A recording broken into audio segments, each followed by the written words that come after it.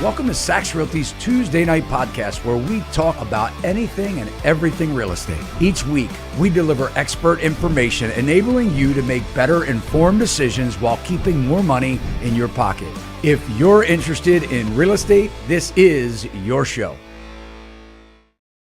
Welcome to our Tuesday Night Live, and we have a great panel of guests for you tonight. We have Phil in Florida and John in Chicago, and we are, or Illinois, I guess, if we're going to keep it consistent with calling them out on states, to see what's going on in their area, and then we'll talk about the Maryland market and what's going on around the country, as I think it's fair to say that we are full on into our spring housing market, and it is like nothing I've ever seen before. Very long. I see Charlton on there. I'll say since 1989 serving the housing market, Charlton. Just want to get that out there. I know he likes when I say 1989 for some reason. I don't, man, it was a great year. Taylor Swift. Taylor Swift. Good call, John. Good call on that. Come on, man. You're trying to turn it into Taylor Swift. I got so tired of seeing Taylor Swift and Travis Kelce. Like, that freaking got so old for me, man. I had to go on every one of my social media profiles, and I have no problem with either one of them, but the way the media was covering that, oh, look at me in the middle of the football game, it just, made me want to throw up. But I understand she brought a lot to Taylor. I am so sorry. Not that you even care, because you don't even know who I am. You don't even know that I exist, but that's all right. Anyway, guys, Melissa. Yeah, it's great to be here. It is steamy here. Steamy. It's hot in Maryland today, you guys. We've had a couple days where it's warm. It's going to continue for another day. It's awesome. I'm not complaining. I love the heat, but it's definitely warm here. But so it probably feels like Florida, actually, Phil. It's probably a little bit of Florida weather, but happy to have you both with us this evening, Phil and John. Looking forward to you chiming in on a lot of current topics, what you're seeing in your markets as well. And then, of course, our viewers with the questions and comments that they have. I do have just a couple that I would like to pull up here that just came through. We saw a house go in 3 days for $180,000, now back on the market for $322,000, was a cash buyer. This is absurd. And then had another from the DFW as a mixed bag, but overall prices are going down due to homes sitting for longer, but sellers are listing homes higher than comps. I know this because I put 3 offers in, but they got declined.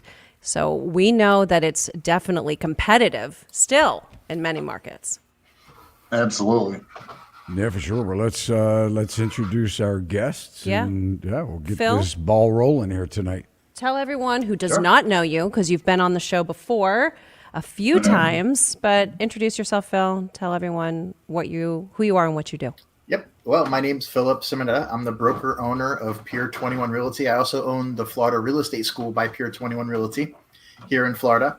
We're also a brokerage license in North Carolina and Tennessee.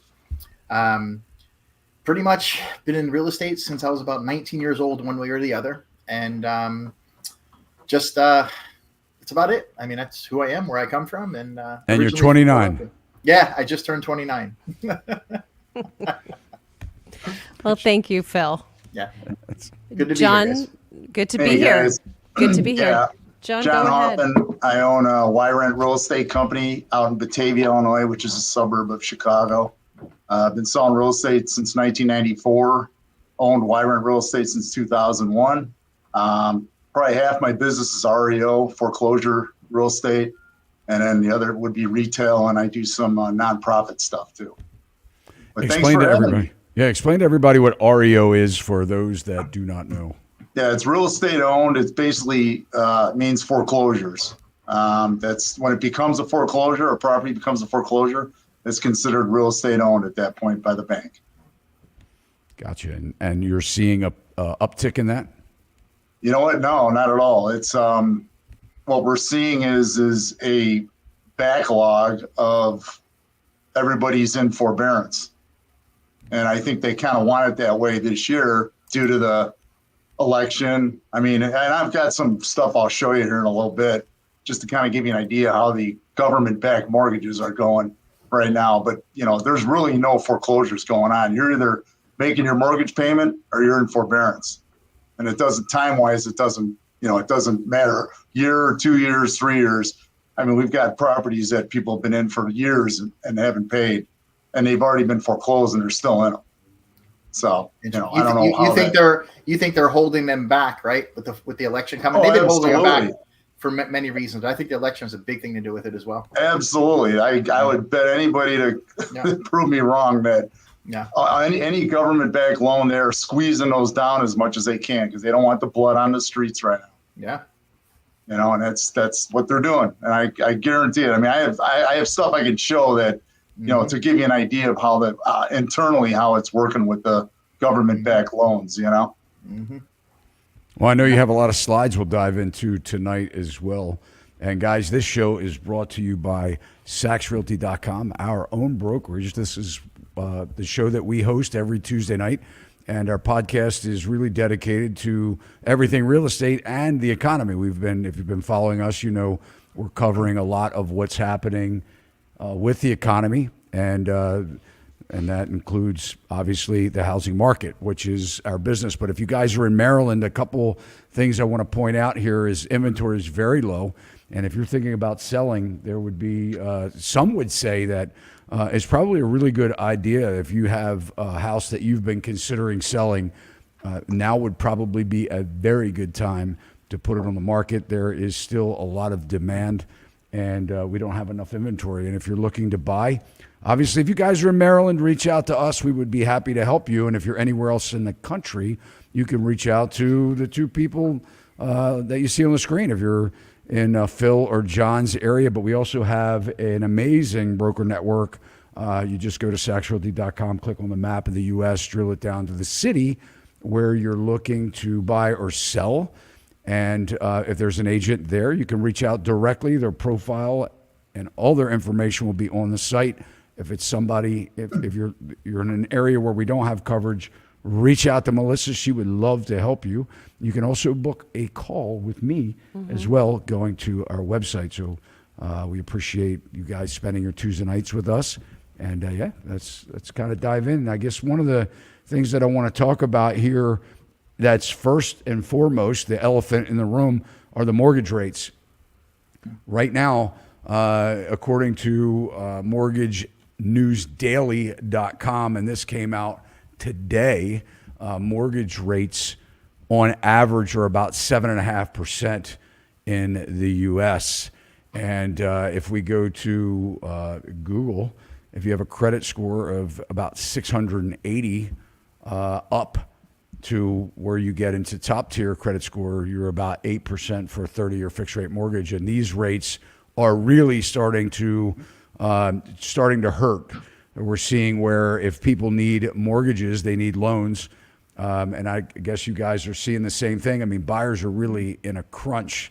I want to go over our Governor Moore. There's a couple things that we'll address tonight that is very alarming. If you're a landlord and you live in Maryland or a state that is like Maryland, they are enhancing laws, tenant laws, and proposing more strict tenant laws to allow tenants to stay in the house and make it harder for landlords to foreclose on them.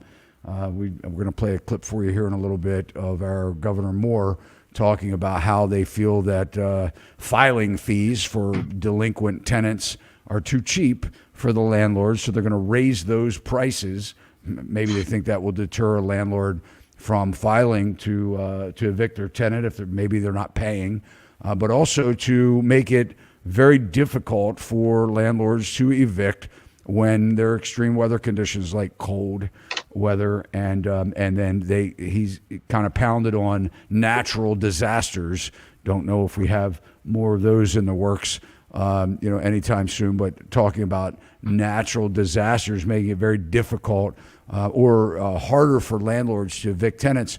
I have to tell you, I've been a landlord for quite some time, and I have been slowly but surely liquidating my residential properties. Really, I no longer have an appetite to do that. And I think what's happening, and we've had podcasts about this too, is we're going to start to see, if you're a landlord and you've finally realized and seen the writing on the wall and the music that's playing in the background.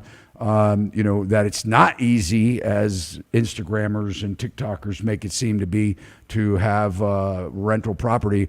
You may find a good time to sell that property. So, if you're in Maryland or anywhere else, you can check us out on SachsRealty.com. But let's start, Phil, with you, and kind of tell us what's happening in the Florida market, because I think in the areas where you are, your sellers are starting to take a bath. Yeah, I mean, what's happening right now, it's kind of flipped. It's upside down, and there's two reasons I say that. Right now, our inventory is multiplying exponentially. The deals, they're sitting on the listings are on the market. Prices are dropping.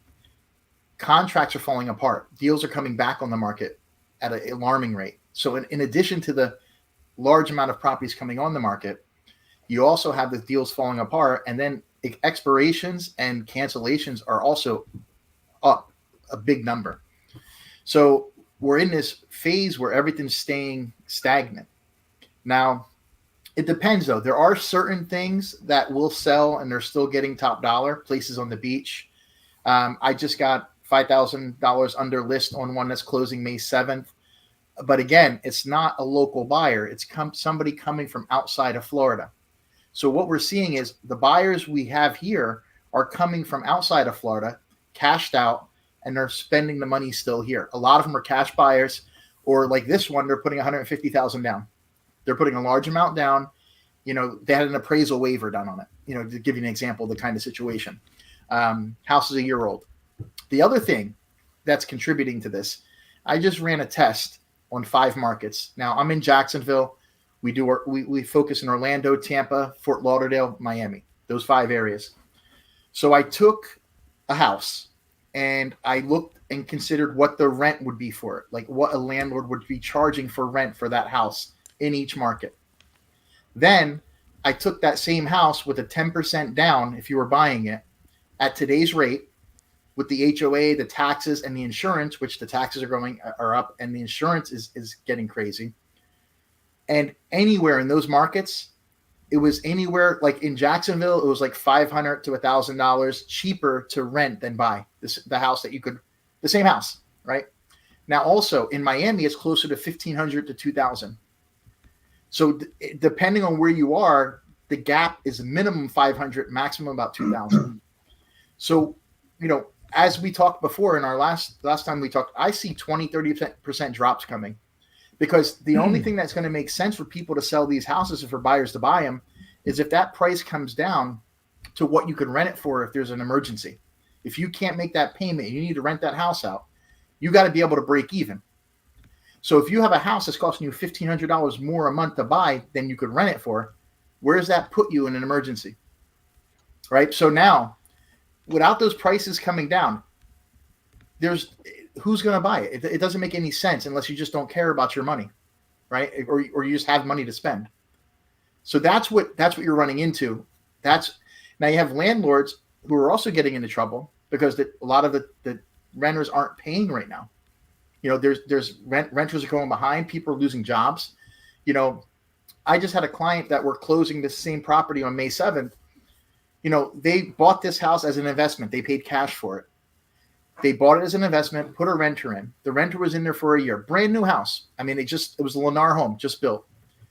The renter, didn't destroy it, but left some damage, a couple $1,000s worth of damage in a brand new home. And the rents are coming down. They were paying about $2,200. Rents are down to about $1,900 now. So paying cash for this house as an investment, okay, they were making 3% on their money. And that was after management fees and everything else. And so we put it on the market. We sold it. We got the money for them to get out of it so they could reinvest their money. But this is the stuff we're running into. Single family home landlords are in trouble. A lot of the Airbnb properties aren't renting down here now. A lot of people are having problems with that. So you're going to see those things hitting the market in addition to the other properties and the stuff that's falling apart coming back on the market. So it's like this perfect storm, and nothing's happening right now. I mean, springtime, summertime in Florida, it's the opposite. Like our season, September to May, right? That's when a lot of people are buying in Florida because they're buying second homes or they're, moving here, coming down for the seasons. But I've never seen it so out of whack. I mean, I've been in this since 2014 here in Florida. And I haven't seen it this out of whack on listings compared to closings and deals falling apart. It's just really something I'm trying to stay aware of and try to predict where it's going. But you have inventory is rising like crazy fast, Like crazy. right? Yeah. It's I mean, quadrupling. Jacksonville. Yeah. I heard Jacksonville is one of the largest increases in inventory in the whole country. It is. Right? I mean, the whole entire country. You guys are seeing that, and Austin, Texas, other areas in Texas, really seeing inventory coming on the market. And this is going to be a contagion because what's happening is, yes, market specific, but the fact of the matter is now that mainstream media is now starting to get a hold of this, and it is starting to spread. And I think that's the only thing. And I've said this for a long time on my channel. The inventory is, once we start to see inventory increase, man, sellers are going to really start jumping on the bandwagon. They're holding on to it. And John, we'll let you talk about Chicago, but what we're seeing is we're still hearing sellers kind of teeter-tottering. They're saying, well, where am I going to go? Or I'm not ready to sell. I'm going to sell by the end of this year. And what's happening is they're having a hard time giving up that mortgage. And that's really, that's going to really tank them on, if we see what we think might happen, over the next 12 months, they may be sorry that they're holding on to the house because of that, 4% mortgage that, you really have to look at, what could happen to your equity at that point. But John, tell us what's happening in your area. Yeah, in Chicago, it's interesting hearing Phil talk about that because in Chicago, there's no inventory whatsoever. We're up 7% year over year. If you list it, it's gone, if it's even close price-wise. But one thing I was going to say is that I know I told you, Todd, I do a lot of the BPOs. And when you fall 3 months behind in your mortgage, they order BPOs, drive-by BPOs. And those, I'm getting a rash of those now. Now explain that. Yeah, I mean, basically, if you're behind in your mortgage 3 months, then the bank will order a drive-by appraisal, basically. It's just a little, you drive by, you take about 7 pictures, you do a report. Value is someone living there, it's the grass, what's going on with the grass. You send it in. Well, I mail those BPO people, the drive-by ones, I mail them a postcard saying, hey, if you need help, give me a call. Well, we literally had one a couple weeks ago where we went there and she's got the 2.75 rate, but she's like, I can't afford everything else. She's like, I got to sell it and get out of here. So eventually that rate's not going to matter either because the insurance is doubling. The taxes are going up 30%, 20%. It's just the whole thing. The HOA fees that's a whole nother show. Hey, John, when they have those 2.75 in low rates and they have a mortgage, check if they're FHA or VA because they're assumable by anybody.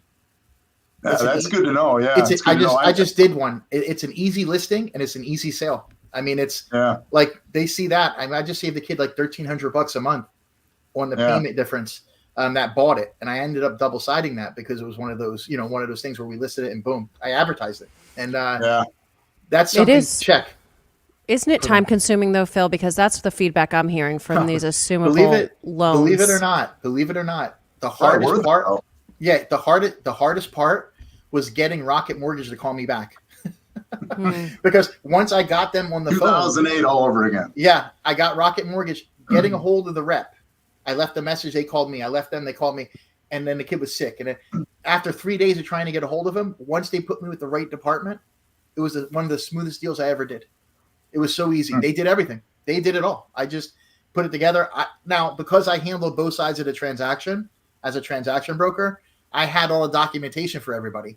I got on the phone with the seller and them as a 3-way call. I got on the phone with the buyer and them. And then I made sure they had everything. Now, if it's just an agent just throwing them out there to do it themselves, yeah, you may have a problem. But because you handle it on and the whole thing, and then you just get them everything they need right away. It just smooth. I closed it in like 40 days. It was just done. Yeah. No appraisal, nothing. They just did it. Yeah, but Chicago's still hot. It's still it's ridiculous, really. Yeah, I mean, it's just crazy. And I know down there by you, it's been struggling and stuff, but up here is just there's no inventory. There still isn't. Prices keep tweaking up, but these buyers are stressed. I mean, I'm putting buyers into stuff that everything they have is going into this. And what concerns me is like a lot of the young people, there's no wiggle room. They need both jobs. Yeah. I can't figure that out. Why are people paying the money? They're not worth it. These houses are not worth the money. Yeah, FOMO. That's all I can think of. In New York, it's happening in New York. I know agents in New York. Same thing. They have a buyer. They're paying $100,000 over list, and the banks are giving them money. Like they're giving them money over appraisal. It's crazy. Like why are they doing it? Like if people just stop doing it, the prices would come down. Yeah. I mean, I'm seeing FHA loans, for purchases at $535,000, 3.5% down. I'm like, man, imagine the PMI on that thing. Wow, okay. Enjoy that payment, $9,000 taxes. Illinois' got some of the highest taxes in the nation. And it's like, these payments are ridiculous. Everybody's got to work. The dog, the kid,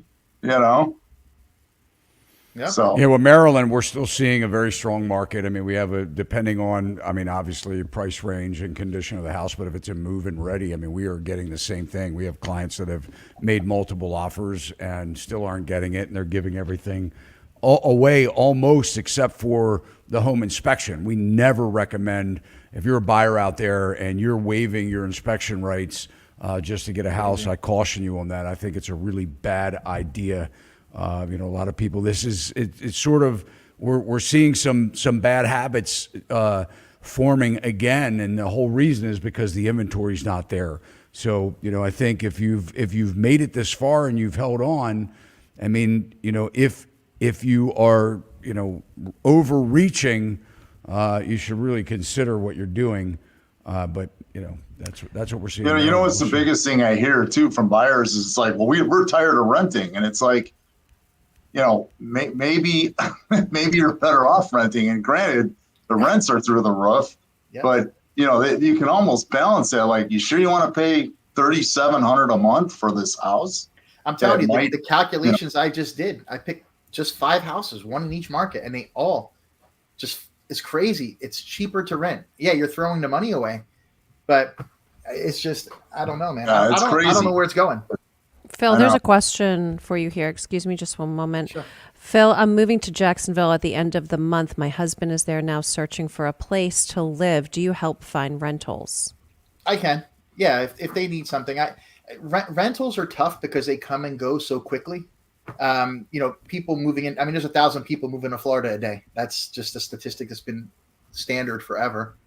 But what you can do, you have to move pretty quickly. I could put together a search for you. Send it. You see something you like, we could always make a quick contract offer to it and move pretty quickly. But you have to. If your husband's here, just give me a call. You guys want to put my number up, or should I just give him? I don't know how you want to give him a number.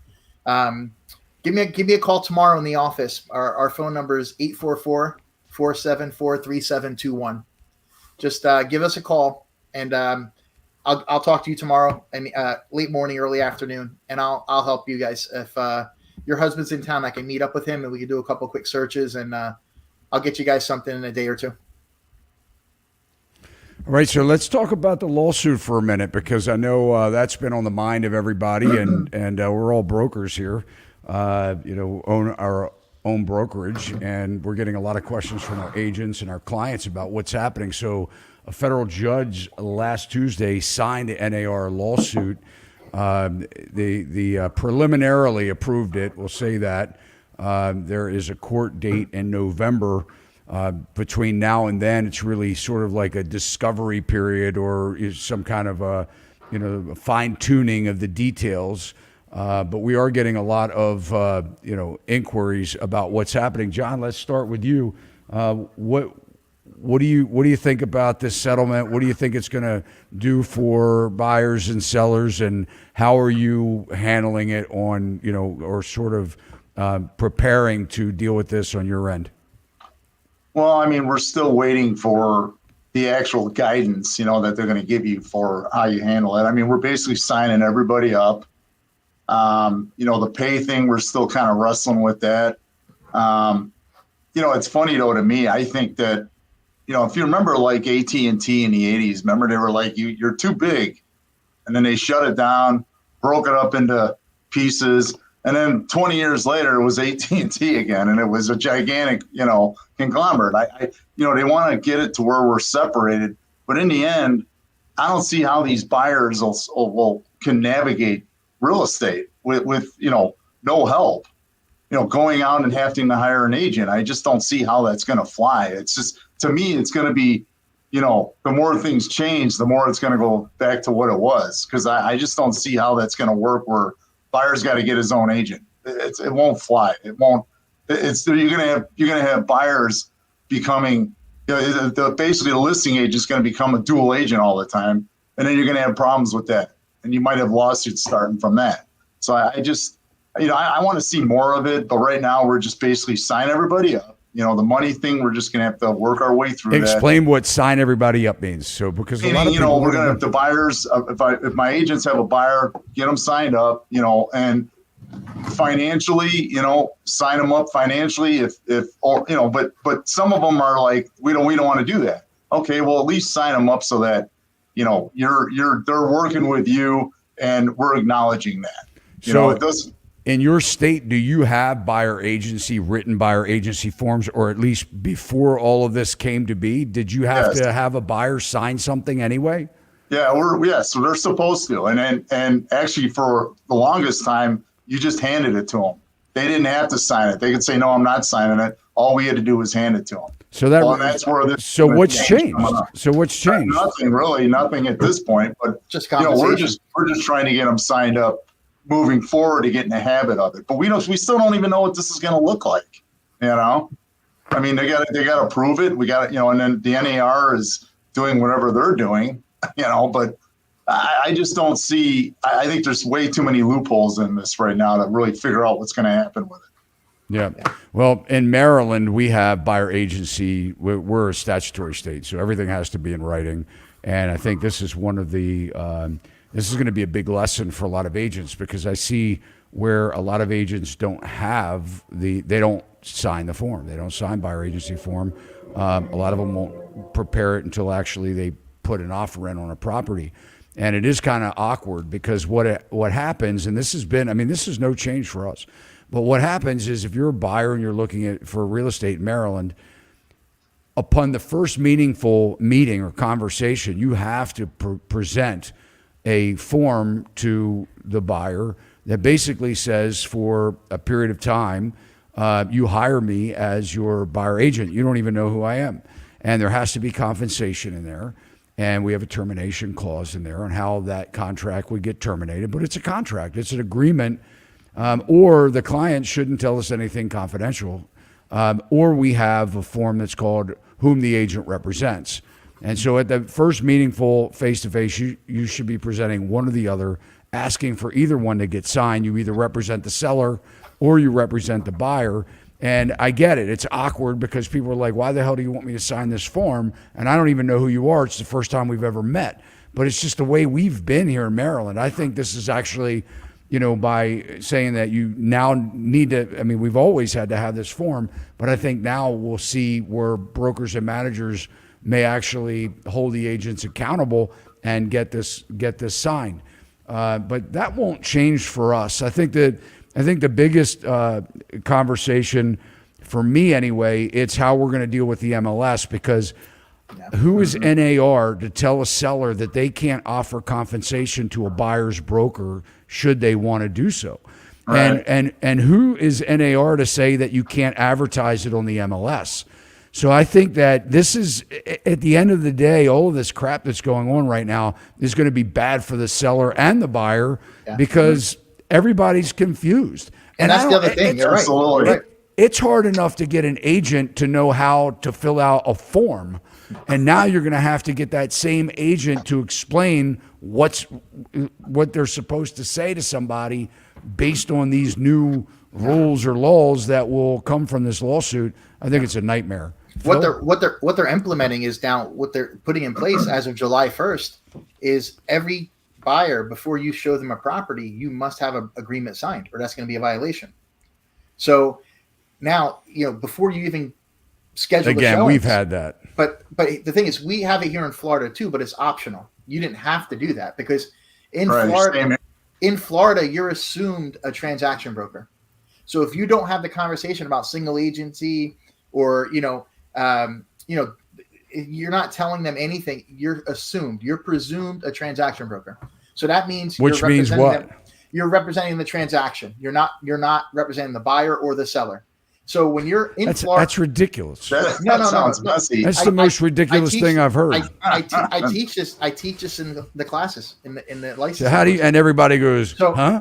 Exactly. And what? So basically, the way it works, you have in Florida, you have single agency, you have no brokerage relationship, and you have transaction broker.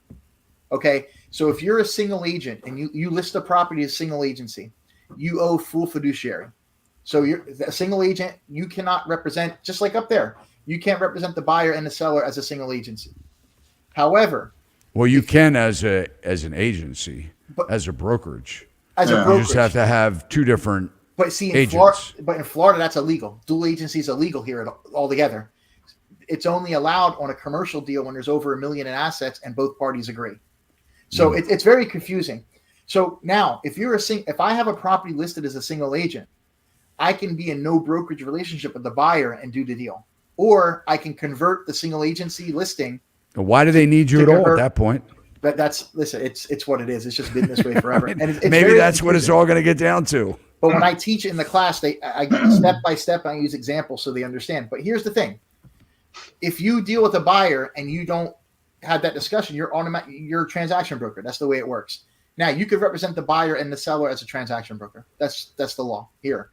You cannot do dual agency. It's illegal. Florida does not allow it. So, but you said you can represent the buyer and the seller as a transaction broker. It doesn't sound like you're not representing either party. You're representing the transaction.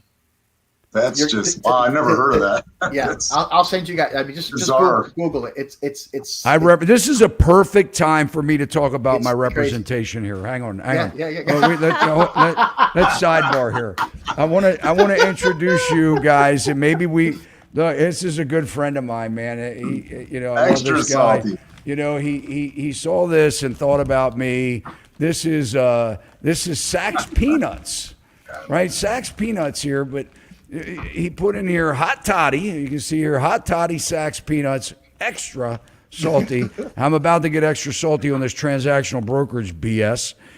And go on his YouTube channel to get freshly roasted. How about it, guys? Huh? Hats off to my buddy Cliff that was on my podcast with me a couple weeks ago, man. This guy, but here he says extra sweet at the top. Yeah. So. He's in the audience tonight. He's in the audience. So we'll see what we can do to transactionally broker a deal with Sachs Peanuts to come on and be one of our sponsors of our show. Phil, I got to tell you, buddy, if I were you, I would start looking. I would start looking for a new line of work. No, I'm good, man. We're good. Or you should move from Florida because you're representing the transaction. You're going to start worshiping the computer screen.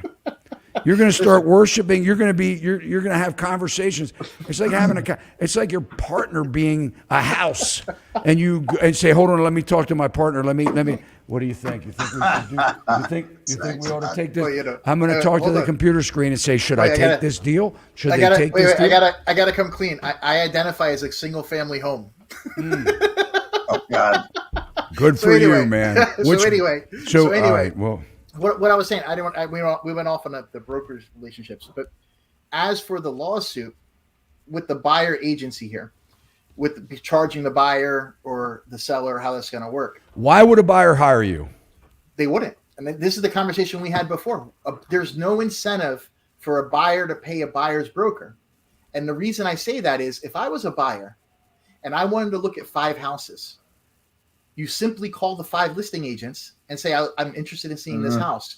You go to the listing agent and you pay $0 because my listings, when this goes through, I'm going to advertise. If you buy one of our listings, we will represent you as the buyer, and we will charge you $0.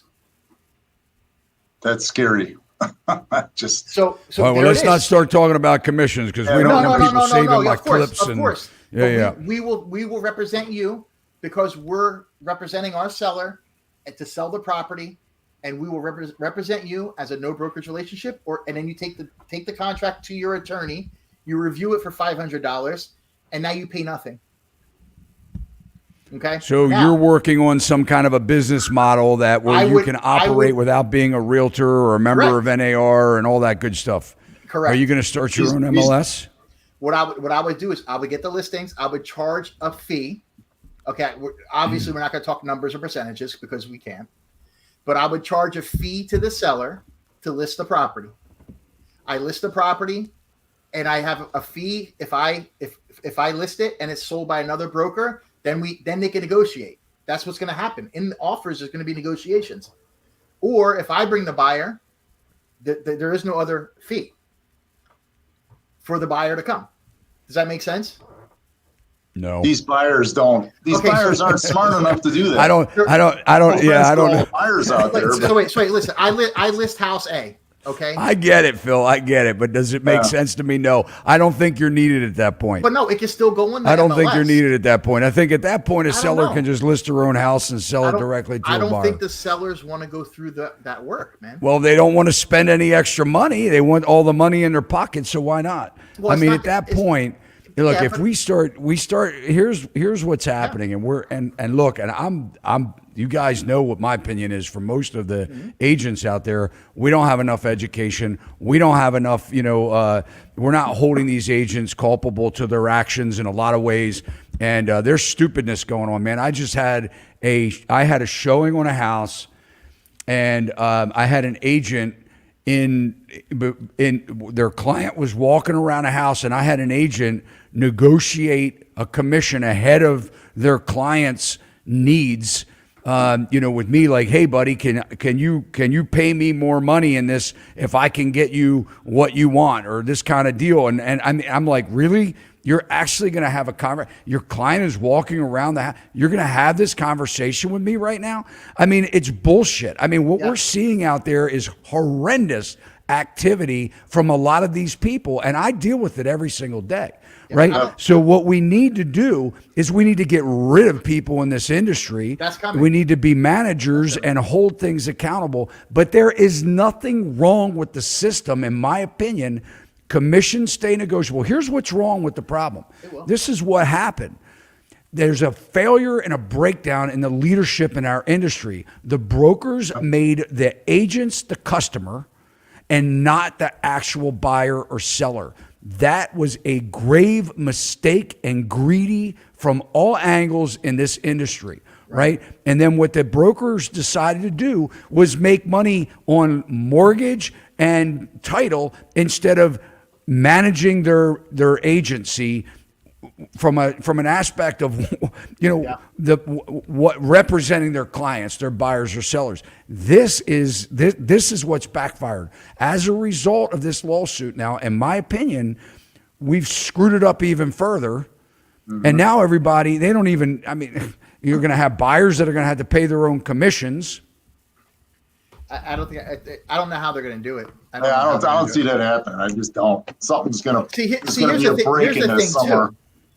Sellers, according to the settlement, sellers are still allowed to offer a commission to the buyer broker, just not on the MLS. So brokerages, it's ridiculous. It is. How stupid that is. But wait, it gets even better. It gets better. The brokerage is allowed. If you put your listings on your website, you can offer a commission to the buyer brokers on your website. You just can't offer it through the MLS.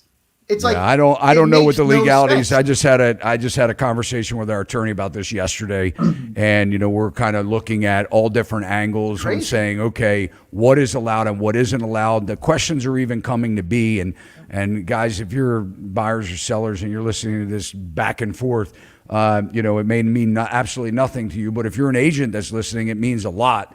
Yeah. But it's the clarity here, or what we're missing is what are you allowed to advertise? Again, who is, and this is my main gripe, and John, I want to hear you talk more about this, but my main gripe is the sellers and the buyers are the most important in the transaction.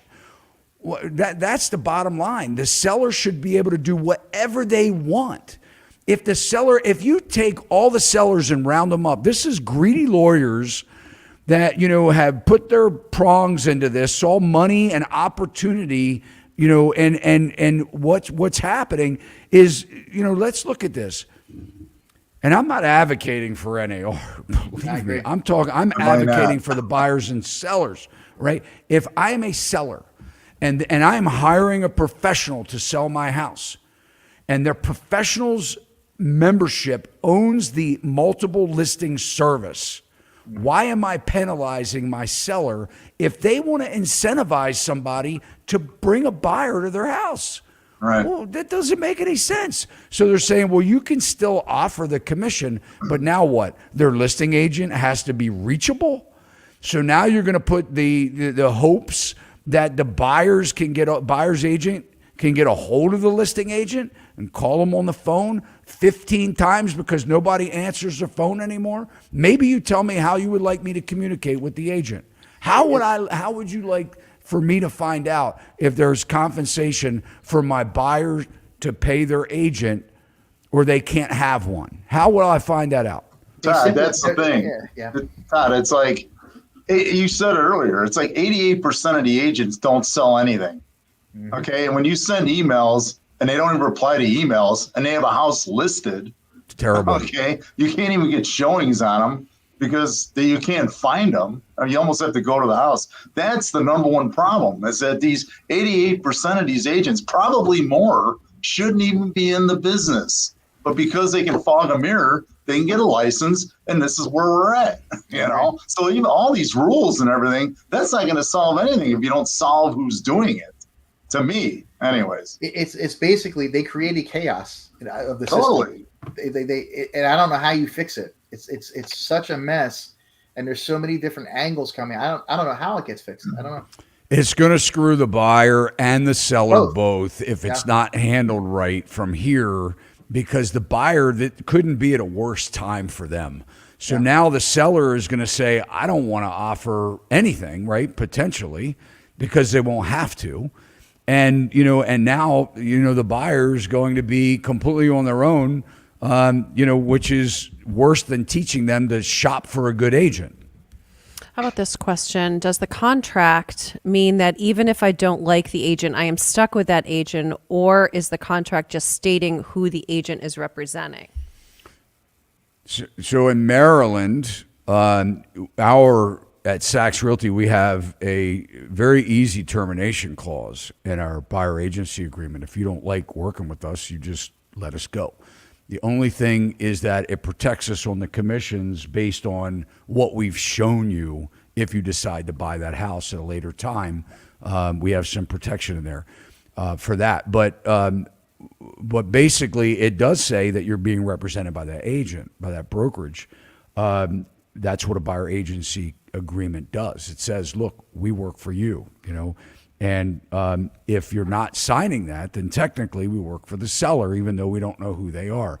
And I'm sure, is that the same way, John, with you? Yeah, it's the same way. I mean, you can basically get out of that contract. It covers you, because that way, if you show them the house, 3 weeks later, they don't go and buy it, and then you're out. But yeah, I mean, most of those are pretty much have an easy out. And, if you complain enough because you can't get a hold of them, sure, you can get out of it, Yeah. Phil, how about you guys? Same way in Florida. What I usually do, if I'm dealing with a buyer, like if I'm going to show them 4 or 5 houses, I'll specifically state on the buyer's agreement, the buyer broker agreement, that these 4 or 5 houses are what I'm going to show them.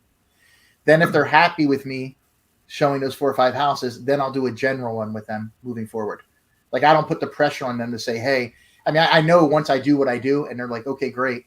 But I don't want to put that pressure on them to say, you're stuck with me for 6 months and I have to do this. Now, again, you could have a fee to let them out, or you don't have to. And I do the same thing. If you don't want to work with me, I'm okay with that. Like I'm not going to force you to work with me. And I do that on my listings too. I I don't charge a fee if somebody wants out unless I spend significant amount of money advertising, photos, things like that. I'll have them reimburse me for what I spent if they want to cancel. That's what we do. But Yeah. I don't charge them any fees. Like a lot of these brokers charge 1-2% to get out or whatever. I don't do anything like that. Yeah, If I they don't know wanna what work other with me- brokers do. Let's not talk about them. Oh, I'm sorry. Yeah, Yeah, let's let But that's a the cancellation fee. right. That's what- We don't- yeah. I don't know Yeah. what anybody else does. Yeah. That people can call them if they want Yeah. to know. That's it. Good call. I only know what I do. Yeah. So, I'm the same. but yeah, it's crazy. But yeah, so we'll see what happens. I mean, I think everyone is confused as they should be. So let's take some questions. Oh, can we look at the poll? Let's take a couple callers too. How about it, Joe? Why Yeah. don't you post up the link? And if you guys want to call in, you have a question for John, Phil, myself, or Melissa. Emily, hello, Emily. We got Emily back I here. saw Emily, and Back to then I property just rights. wanted to give a quick shout out here because I spoke to Lori yesterday. Oops, Hi, sorry. Lori, with and each other. there we go. There she is. She needed some help and assistance, and we had a phone call yesterday. So I just wanted to take a moment to say hello. But here's the poll. Yeah, so we have 323 votes. We ask in your market, and then to drop your market in the chat, what's happening with housing prices, and it looks like staying flat seems to be the common, the most popular answer there. And right So, behind that is going up. Yeah. So, yeah, we're definitely seeing that. But we do have some more questions here I would like to get to. And I'm just going to touch on these really quick. But in Florida, the taxes and the insurance are out of whack. So, Phil, I'm sure that has a huge role. They What's are. happening? The taxes are based off the sales price. So they're going to be increasing for sure. But the insurance is insane. I mean, 2, 3, 4, 5 times people's insurance is increasing. It's insane. And there's nothing you can do. They're passing bills, they're doing things, but supposedly there's new insurers coming into the state. But I mean, they're a hurricane away from big problems, man. Going to check in here from California and Nevada. Prices still going up. Emily checked in here from Santa Fe, New Mexico, still in demand as we are a destination market with inventory increasing, still higher end selling if home is in excellent condition. So thank you guys for checking in on that. Did have a question here for you. Here we had one right here, Todd. Todd, during inflation in the 70s, rents went up. What makes this time different? Assets like gold, commodities, real estate, and farmland will be what carries owners of these through inflation.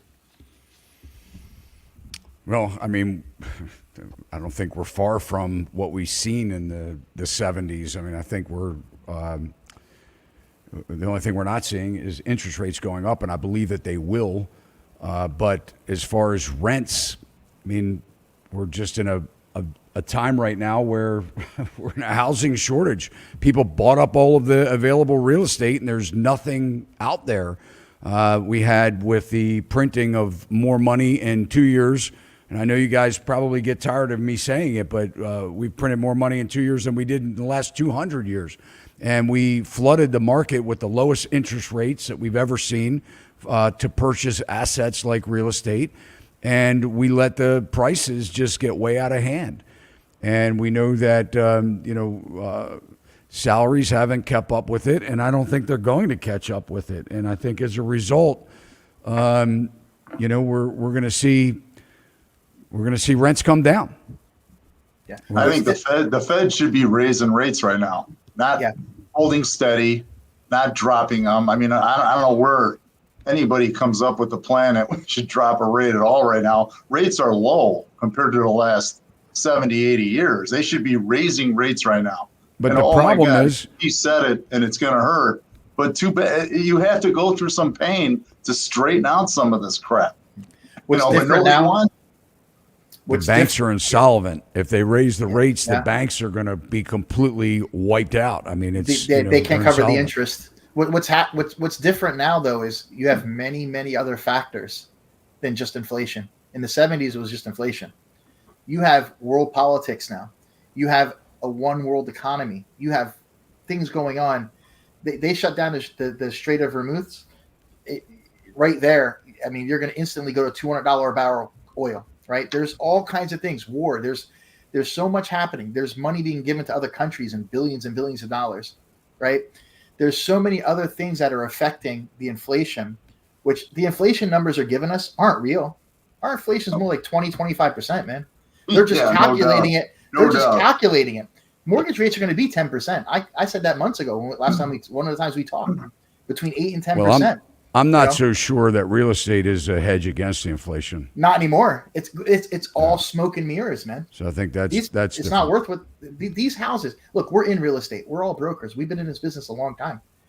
These houses are not worth what people are paying for them. I don't care what anybody says. I know what it costs to build them. Now, not permitting. We know that. We all know that. I just don't.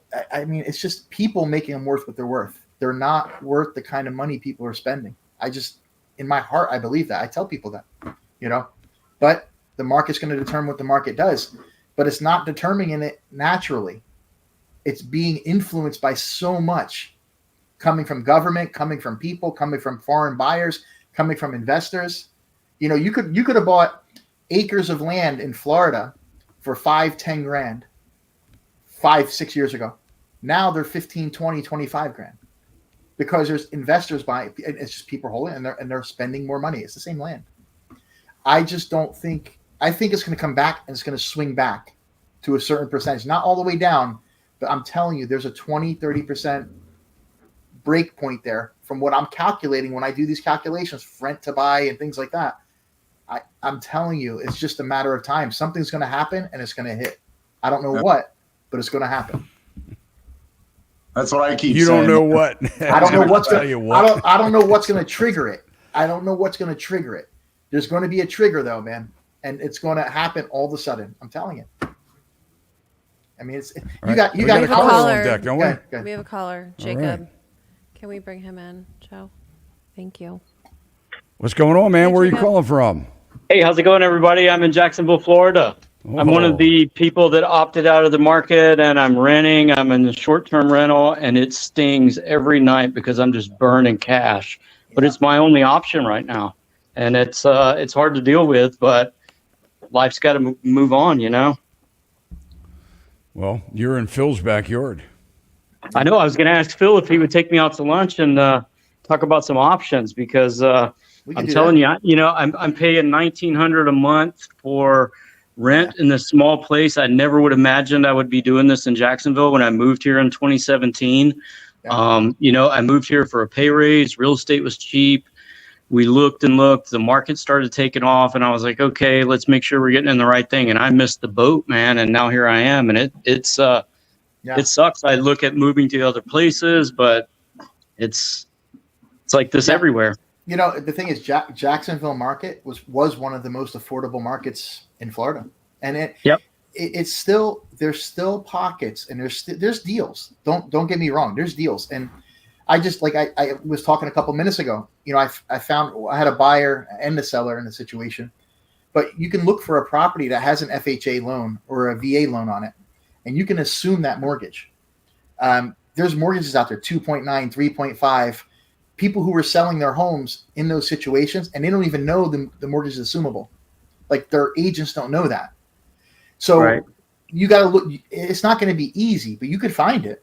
There's deals everywhere. Hey, Phil, are you sure all loans are assumable? All FHA and all VA loans are assumable. Well, we know VA is, but there are implications too for VA buyers if they're not. If it's not a VA buyer, it's an implication to the seller. I have access to a VA loan, and I actually don't have to pay the funding fees because of service connection issues. But to even think about getting an affordable house, it's like I put in the chat earlier, I'm looking at commuting an hour and a half into Georgia, and then I got to start eating state taxes. What's the win-win here? Yeah. It's terrible because I don't want to buy high and get stuck, especially with property taxes and the way the homeowner's insurance is running. So here I am, I'm renting, just burning cash, and I'm stacking up what I can. I'm eating like a hobo and losing weight and saving every penny I can for hopefully, like you said, whatever that trigger is going to be, I'm waiting for it. That trigger's coming, man. Yeah, where you're What's your rent? Yeah, you're renting a short term, 1,900. He said 1,900. 1,900 because that's all utilities included, and I don't have a lease. So when that trigger happens, I can be gone in 30 days. So I'm paying a premium for that, but I didn't want to buy furniture in this place. I didn't want to get a bunch of utilities in my name. So it's a toss up. Yeah, Todd, real quick. When it comes to the VA buyer going not to a VA, there's a clause that the VA, you have to get it accepted, and they'll release them so the VA buyer can get their rights back to go to another VA loan. The seller, you mean? The seller. I'm sorry, the seller. There's a clause, and I had that clause done for that deal, but you have to request it. They don't just give it to you. I'm certainly not a lender, and I stay away from that. But I do Jacob, know that they're. Yeah, Jacob, why don't you want to give me a call, or I can get your number? I can give you a call. Don't repeat your number again. Phil's information is down in the show notes. All you have to do is click on it, man, and you can find everything about him. Yeah, there you go. It's like call me up on 1-800. I'm going to get my peanut bag back out in a second. He's taking your fame, Todd. Man, he's going to be selling peanuts soon. Man, I'll tell you. Look. Go ahead. I use a toll-free because I'm in multi-states, so I have one number that's come on, dude. Everybody's toll-free nowadays. This ain't MCI days. There's been no long distance in 1993, That's man. right. That's right. I mean, come on, give me a break. Save your money on your 1-800 number, would you? Oh, my gosh. Wow. I'll look up your info, Phil. I'll give you a call. Yeah, Jacob, God bless you, man. We hope that you get what you're looking for and, hang in there. So I just have one question for you. Did you say you work in Georgia?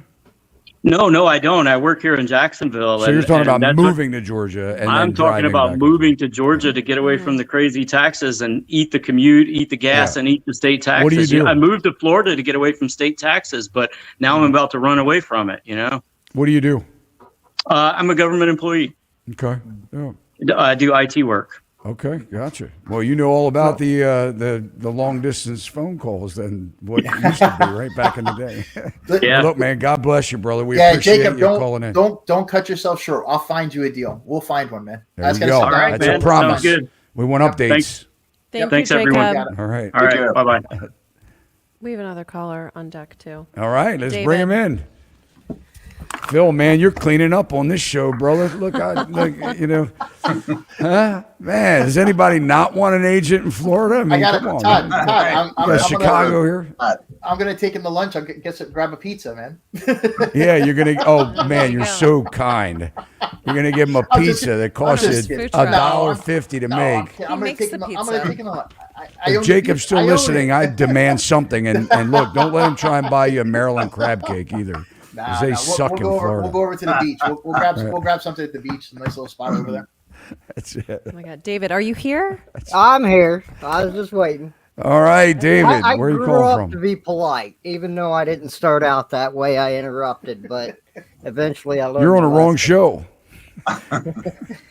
We're full of interruptions. Everyone completely forgot about the millennials and Gen Z. They already quit. About, 10 or 15 years ago, I'm going to work on my career before I have kids. So they're not having kids. They might have one. They've got a 10% chance of having a kid by the time they're 35, and Gen Z's already quit. They grew up with all this internet, and they've been watching bushcrafting skills, how to go off the grid and everything, and all they have to do is just find a quarter acre that will allow them to do whatever they want. And they're just going out and building for $25,000 a little starter house, a little starter item tent or something, and then building their house on their own. Where is this? Anywhere they can find it. But please tell me, enlighten me. Where is this happening? The laws are so tight. That was the whole point with the tiny house on wheels, is to get rid of the regulations, because you have to have a lawyer in order to build anything, and that's why everything's so expensive. We didn't have all this, not until our zoning laws came in and said, well, no, this is what you're going to build, and that's why they're doing these McMansions. The Gen Z and Millennials don't want these McMansions, so they're not touching them. It's $1.7 million over 30 years to own one of those. Yeah. Where do you live, David? I'm currently in Ohio, Columbus. Okay, I got you. And you're seeing these quarter-acre lots popping up with tiny homes? No, you got to go outside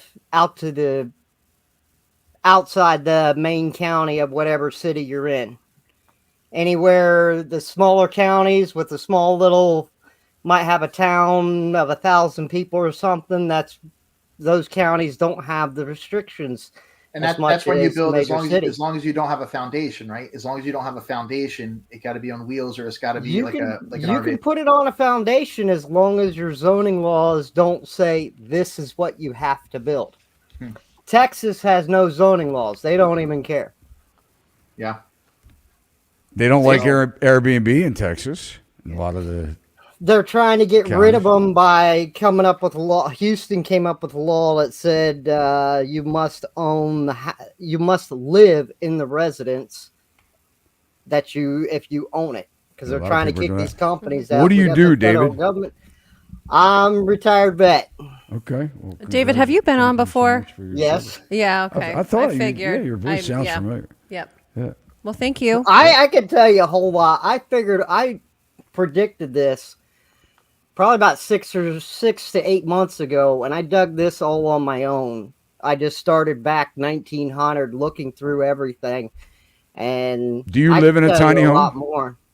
No, but I'm getting kicked out I'm building up a trailer because I'm getting kicked out of the house. I can't afford anything. You're losing your house? Yeah. To foreclosure? Losing where I'm at. I'm not losing it personally. I don't even own it. Okay. But I'm just staying with someone, and just everything's going up, and it's going to, with electricity and everything that's going up. So Dude, you got to live off grid, man. Going. Cash for keys. Get that before you leave. That's what I did. I talked to the county.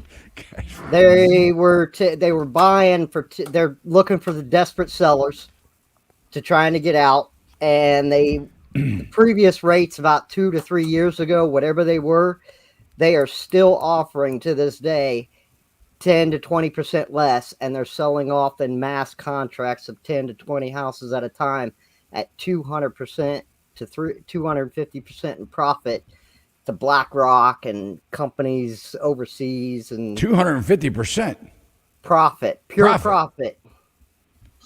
Man. They'll group them together and just sell the contracts, and that's where all this housing.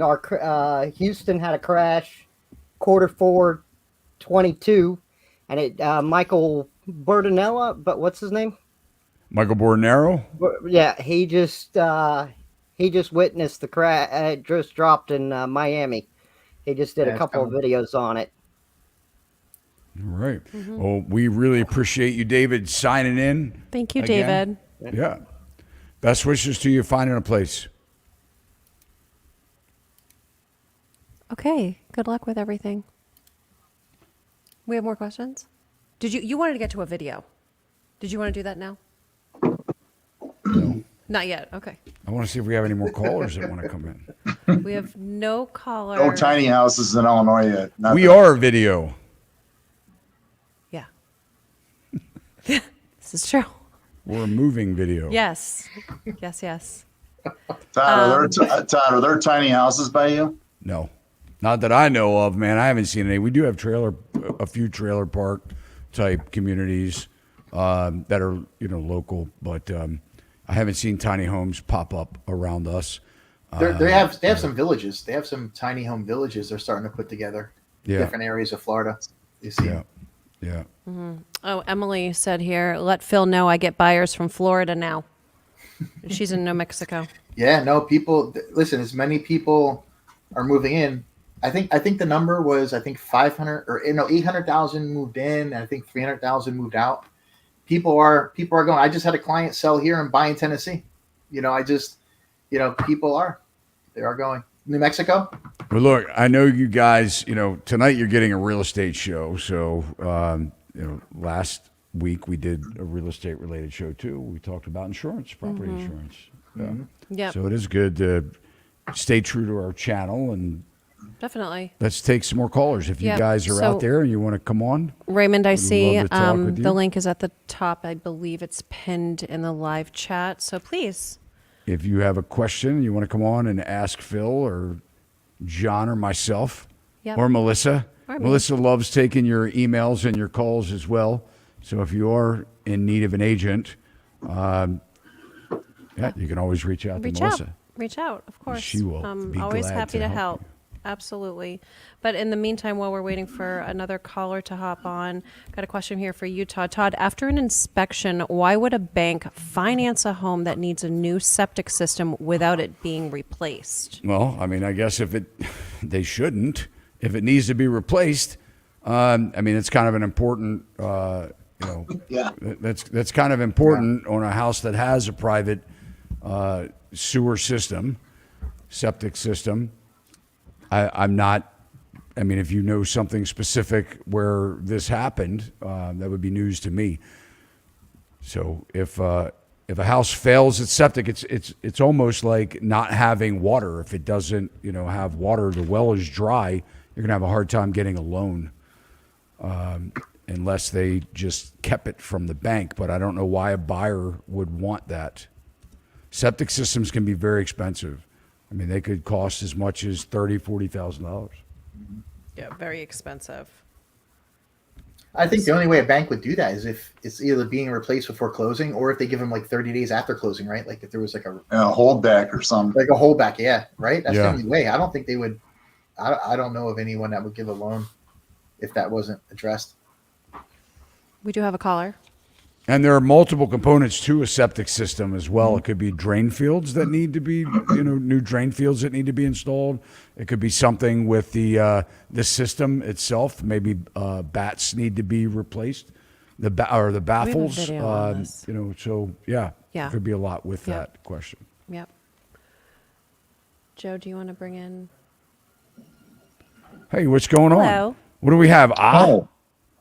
Oh, yeah, it's my first initial and last initial, my name. All right, buddy. What's your name? My name's Andrew, Andrew. Hi, Where are you Andrew. from? New Hampshire. All right. Very Yeah. A nice. little Northeast action going New on, England. Love it. Yeah, it's a crazy housing market here in New Hampshire right now. The Manchester, I don't know if you ever read this, but on realtor.com, Manchester is #1 for the hottest housing market in the whole country. huh?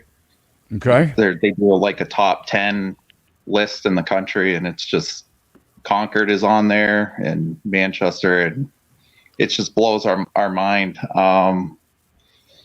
We're Do you currently the reason why I asked that question is because we're currently in our rental, and it's a small little place here. It's attached, an accessory dwelling attached to a house that was built in 1794, I think it is. And it's being sold. Our landlord lives down south, and so we have a 4-month-old and a 2-year-old. So we're just trying to figure out what we're going to do, because we're literally packing and trying to figure out where we're going to go. So How much time do you have? it's 30 days, but after the house closes, it'll be 30 days. So our landlord's being good to us. He's not giving us a 30-day quit. So it looks like it's going to be the buyers are people who are renting next door also too on the main house. So it's her son who's going to be purchasing the home. So, And you're in the accessory dwelling unit. Correct. Yes. And they won't. They don't want you there. So the buyers want you gone. Right. And yeah, so it makes it really challenging. We're at the point where homes around here, you can't buy anything. You can't touch anything for less than $400,000. It's ridiculous. And there's multiple offers. And I mean, I've never seen anything like this in New Hampshire, Massachusetts people, New York, everybody's moving up here. It's really affected the state big time. So So can you talk to the buyers? Will they let you stay for an extended period of time, or do you have to vacate before they'll settle? No, it's 30 days after they purchase, and I was here. But will they during extend the that? Can they extend that for you? No, I heard during the inspection that his mom wants to live in this side. So Gotcha. yeah, so they have plans. Yeah, they do. And that the reason why I asked you about the septic, I'm just confused because in New Hampshire, you have to, in order to get an actual estimate on a septic, you have to have it perk tested, has to go for approval through the state, the New Hampshire Department of Environmental Services, has to have a septic plan done, a design. It's all that's for a new septic, right? That's not for when you purchase a house with the septic, right? Correct. Well, but it failed. So I'm just trying to figure out. So the septic system failed, and that really should be picked up when the title company is doing their abstract work. So it should get to the point where, I don't think that you can sell a house with a failed septic system. They would have to. And that's my question, that. Right? Yeah, they would have because to cure that. Right, and the reason why I asked that for is because they're doing that special rehab loan.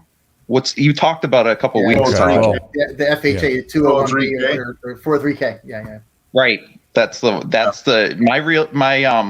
my landlord's been really good to us. He's been communicating all this. So they're doing that loan, that rehab loan. So that may be included. There may be estimates to have the new septic installed or repaired. But I mean, you can't allow it to just back up in the house. Right. And I mean, you can't just put portable toilets for the house, you just can't do that. So, but now that if it's a renovation loan, maybe part of the condition is that happens prior to occupancy. I don't know. Okay. Or maybe they'll let them temporarily put portable, bathrooms on the site. I mean, I know that happens when somebody has a septic system that they're living in and it collapses or something happens, it backs up in the house, it's not working, then, hey, you have to do what you have to do.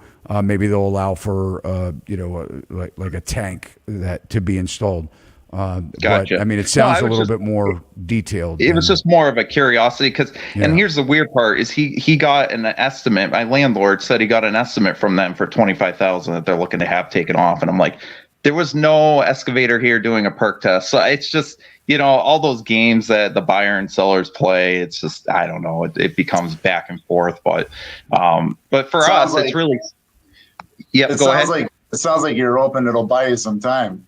I am. Well, and that's what I was going to say is it's really sad because we have quite a bit of cash where we could purchase a home for cash in a different part of the country. My family's here and that's what makes it really difficult.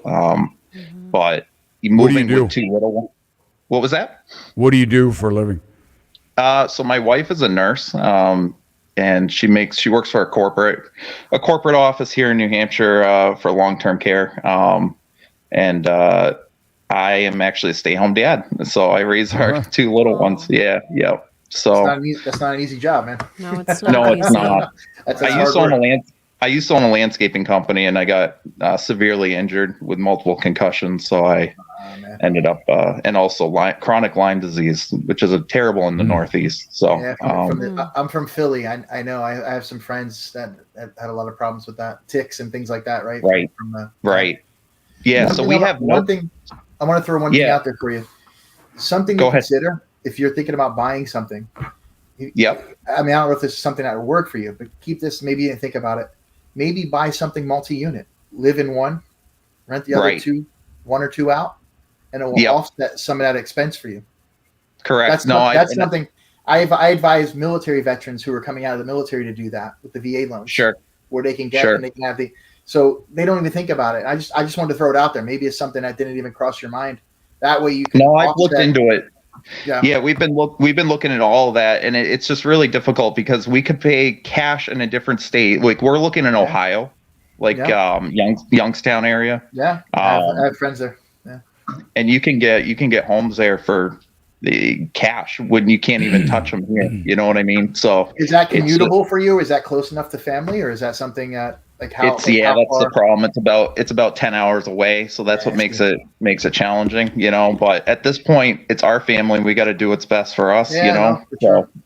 It's not easy. But property taxes, that's the other thing in New Hampshire. We could afford a mortgage, but as soon as you start adding the property taxes, I mean, you're talking $3,000 a month for a home here, and it's like it's nothing special either, So yeah, no, it's a little ranch. So yeah, what I would say is, maybe even consider. I mean, it's kind of hard to make a life decision to move from state to state in a 30-day period of time. Right. You would, so I think that you need to focus on securing a place to live for the next several months, maybe 6 months. Maybe you can look at even an Airbnb. Maybe, there's something out there that you can get, a short-term rental. It's already furnished. And, and give yourself a little bit of space because, I mean, obviously you're a young guy, you're raising kids. There's a lot that goes into moving and uprooting your family and especially your support network that's around you. It sounds like you're pretty close with your family. So I think, sure. we're going to know a lot in the next 5 or 6 months. We're going to know a whole lot of what's happening in the real estate market. I've been saying for quite some time, this is not sustainable. The mortgage rates are persistent. It's knocking a lot of people. You're not by yourself. You're not on your own out there. There are a lot of people in your position where you just it would be a stretch to buy something right now. So I would say try and find something for the next 3 or 4 months, and get that pressure off of you. Yeah, and the unfortunate part is I don't see things changing here in the Northeast. It's a very desirable area because of Boston and the mountains and everything. So we're just looking at, like, I own an enclosed trailer with my F-350, my new truck. So it's like, because I acquired that from the company. So I'm like, do we just pack our stuff up and go? So to get out of the expensive area. You may say that you live in a great place in the Northeast, but man, let me tell you something. If the shit hits the fan, it's not going to matter where you are. People think that they're insulated everywhere that they are, and I can tell you from somebody who went through the GFC, when it happens, and if it does happen, it won't matter where you live. Yeah, you're right. You're right. One last thing too, if you do something with like an Airbnb, like Todd's saying, you can negotiate that. You can do like a 2 month, 3 month. You don't have to pay them what they ask. You can say, look, I need a place for 60 days, 90 days. And negotiate with them to get a better rate for that 90-day period. You don't have to pay them. Apartment too. Just an apartment. Just do like a short-term lease. Yeah. Yeah, even if we did a 6 month or a year lease and then just break the lease, I mean, what is that? It's not going to cost us anything. It is what it is. So exactly. Try just to put a clause in there, 90-day notice or something. Like if you give them a 90-day notice. I'm just freaking out because we have no place for our. When you have 2 little ones, it's a lot. You got to secure that, man. Yeah. Renting is very difficult around here. It's extremely expensive for rentals around here too. And it's hard to even find something that would fit all of our stuff in our family. So not easy, man. It's tough. It's really hard. All right, buddy. We'll reach out if we can help you further. Reach out and we can talk offline. Thank you. Appreciate it. Thank you, Andrew. All right, buddy. Good night. Okay. Good luck, buddy. Bye-bye. All right. Good. Alex. It's tough out there, man, huh? I mean, it really is hard hearing the stories, and that's everywhere too. You're hearing that everywhere. Never really thought that we would be having conversations about people panicking on where they're going to live, and I think it's a perfect clip. Let's play Mr. Governor Moore's video, Joe. I think it's an appropriate time to do so. This is a clip from our governor.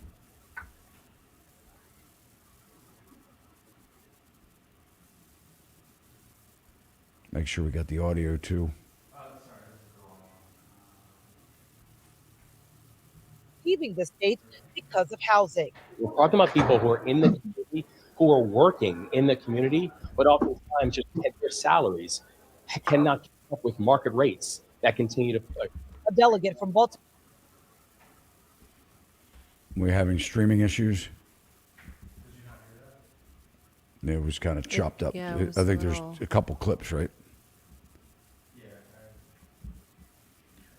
We caught Joe sleeping. He was hardly sleeping. Joe was Joe. sleeping over there. Like, wait a minute.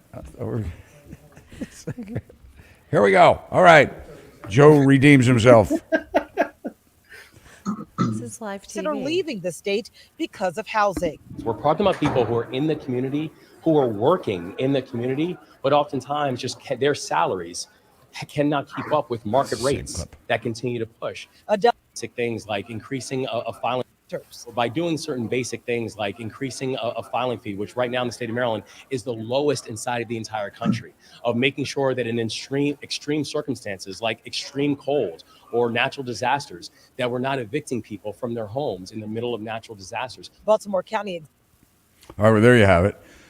That little clip from our governor there. We have affordability issues, but if people are renting, they're not going to get thrown out when we have natural disasters or it's cold outside. We've got great plans here to help with affordable housing. So anyway, what do you got, John? What do you think about that?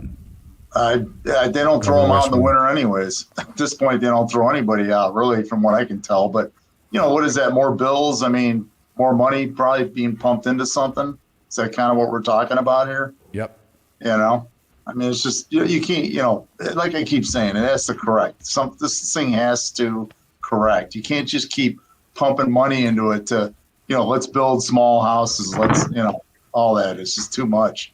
Yeah. And keeping people in houses, I understand that to a point, but we've got customers here that own rentals that take them 2 years to get rid of the people, because of where, the state we're in, I just don't understand why the rights of the tenant supersede the right of the owner to collect their rent. Why? Why does any, but it does have to be equal rights. If I own I have property rights. Right? They have a leasehold. They have terms they agree to have the leasehold of that property for that time period. They're not upholding their leasehold. Why are their rights accepted above mine or the landlord's, right? Why is that allowed? Like, it's just like everything else. It's backwards. Like everything. It's crazy. Like it's like the property owner too. I don't understand. It's like the property owner, it's almost like he has no rights and he owns the property. Yeah, that's what I'm saying. It's like Florida. You guys. I mean, DeSantis, didn't he say? He came out and basically said, "Hey, you got to prove that the owner gets the first dibs on being the guy that's in control." Where everything now, especially where I live in Illinois, it's like the tenants have full. All they need to do is break a window, get in, and they're in. I mean, how does that make sense? Like that lady in New York, they arrested her. Right now they're going back, whatever. But she changed the locks. They arrested her. Like, how do you where did that go wrong? Like, where did that happen? Like, I don't understand it. It's like I don't know. It's like having dry water. Water can't be dry. It's wet. But you have dry water. Like, it doesn't make sense. Do we have somebody on deck? We do have somebody on deck. Right. We have Alex is on deck. Who we have? Alex. Yes. Hey, guys.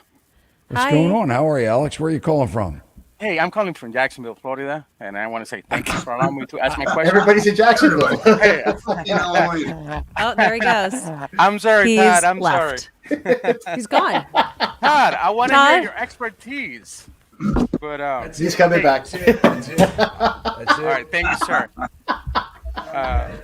Let me know when I can explain my Phil Simonetta show. Where we got another Jacksonville here, Where in man. Jacksonville are you, buddy? Where are you at? Middleburg. Oh yeah, I was just there the other day. My good friend owns a pawn shop over there. Okay, so this is my situation. Okay, so we purchased a house on 97, and we already paid off the house about 2 years ago. Then our older son is about to go to college, and he was accepted in JU. And we kind of planning to move out closer to him. He's going to be on campus, but to be closer, Mom wanted to be closer to him. And sure. And then we went out and we looked into Lennar Homes, and they told us that they can give us a big discount for the same size. Same 4-bedroom, 2-bathroom, but it's a little bigger. Mine is 1,800 square feet. This one there is like 2,300. and their price really when they gave me money to go towards closing costs. They gave me money to go against the price of the home. So I don't know if I'm allowed to disclose numbers, but so this is the point. I gave $10,000 down because we wanted upgrade the kitchen to have better appliance. I think it's Gallery. I think it is the name of the refrigerator. I think it is which is the top of the line. So, but now listening to so many information about houses, I'm kind of getting like cold feet. So I am in the process. Well, in my situation, I'm trying to sell my home, which, as I said, we, outright own the home, and buy another one. This one that we like has CDD and has HOA, which I never thought that I will go into it. But I wanted to know what should I do? I mean, should I stay quiet now and see what happened with the market? Should I try to sell my home? Oh, one more detail. I was so emotional that I went to the bank, and one of my bank approved a HELOC on my home for $250. Which I mean, if I don't use it, they said if I don't use it, I don't have to pay anything. So I got that there like a plan B when I was thinking before I got cold feet. So with all that information, what should I do? Real quick, what were you using the HELOC for? Well, I was thinking that if I don't sell the house on time, I can use the $250 plus another money down, so I can have the new home financed with the minimum that Lennar allows, which is $100K. And then later, when I sell the house, I will pay that back. Okay, you got to be careful with that, because unless you have the income to be sufficient, you don't want to put all your money into these houses. Something goes wrong and you can't sell your house for the money. Now you own it. You're in a good position. You could always sell it if you have to, less than what, to get rid of it. But you don't want to put yourself in a position where you're borrowing money at a higher rate. Now that's also going to affect your debt ratio on the new mortgage too, though, if you borrow that out. That's not like you just take that. So you got to make sure your debt ratio with the lender is still going to be sufficient to purchase the new home with that loan. Alex, did you sign a contract? I did. So you signed a contract to buy a house. And how much money did you put down? Well, right now it's only $10,000, which I put down. You've given them $10,000. Right. Right. So do you have any contingencies right now? Are you stuck with the $10,000 in, or do you still have time to cancel and get your money back? Were you represented, or did you just deal with were you represented with anybody, or did you just deal? I am represented. I just getting like a second opinion. Okay. I just want to make sure, because you gotta, we got to be careful how we, advise you if you're represented. We're not advising them. We're not. Well, you may be. You're in Florida. I could tell you whatever you want to hear. I'm in Maryland. I don't represent. I'm not in your state. So he told me, because I asked that question, and he told me that I still have time to cancel, with just that I'm going to be losing those 10K. So what I'm afraid is, this is what I'm afraid, right? So if I got into that house and then it take too long for me to sell mine, I'm going to have to use the HELOC money plus another out of my pocket in order to get a loan with Lennar. They said that they will approve it. They said they will approve me up to half of what the cost of the house. Well, your HELOC is a variable rate, expensive money now. It's very expensive now. I mean, are you locked in? They said 5.5 for 6 months, and after that, it'll go based on the market. Yes. Yeah. That's going to go up. You're selling high and buying higher. Just keep that in mind. You're ramping it up, and that's when when times like this where things are getting tentative, almost scary. It's like you may want to rethink that. Why are you getting cold feet? Because the way it is. I mean, I keep listening. Listening to people saying, "Okay, the bubble's gonna burst. The bubble's gonna burst." If I'm not able to sell the house at a price that I'm comfortable for me to even pay cash, because my first plan is to sell the house, put money out of pocket and pay the next one cash and jump from one house to the other. When will your house be done? When's your new house finished? August. Okay. Have you put your house on the market yet? We are in the process now, taking the pictures and all that. So our realtor says that they already put the drywall in the new house, and they said now it's time to. He wanted to have at least 3 months before. But you got to put more money down now, right? You got to put more money down after the drywall, right?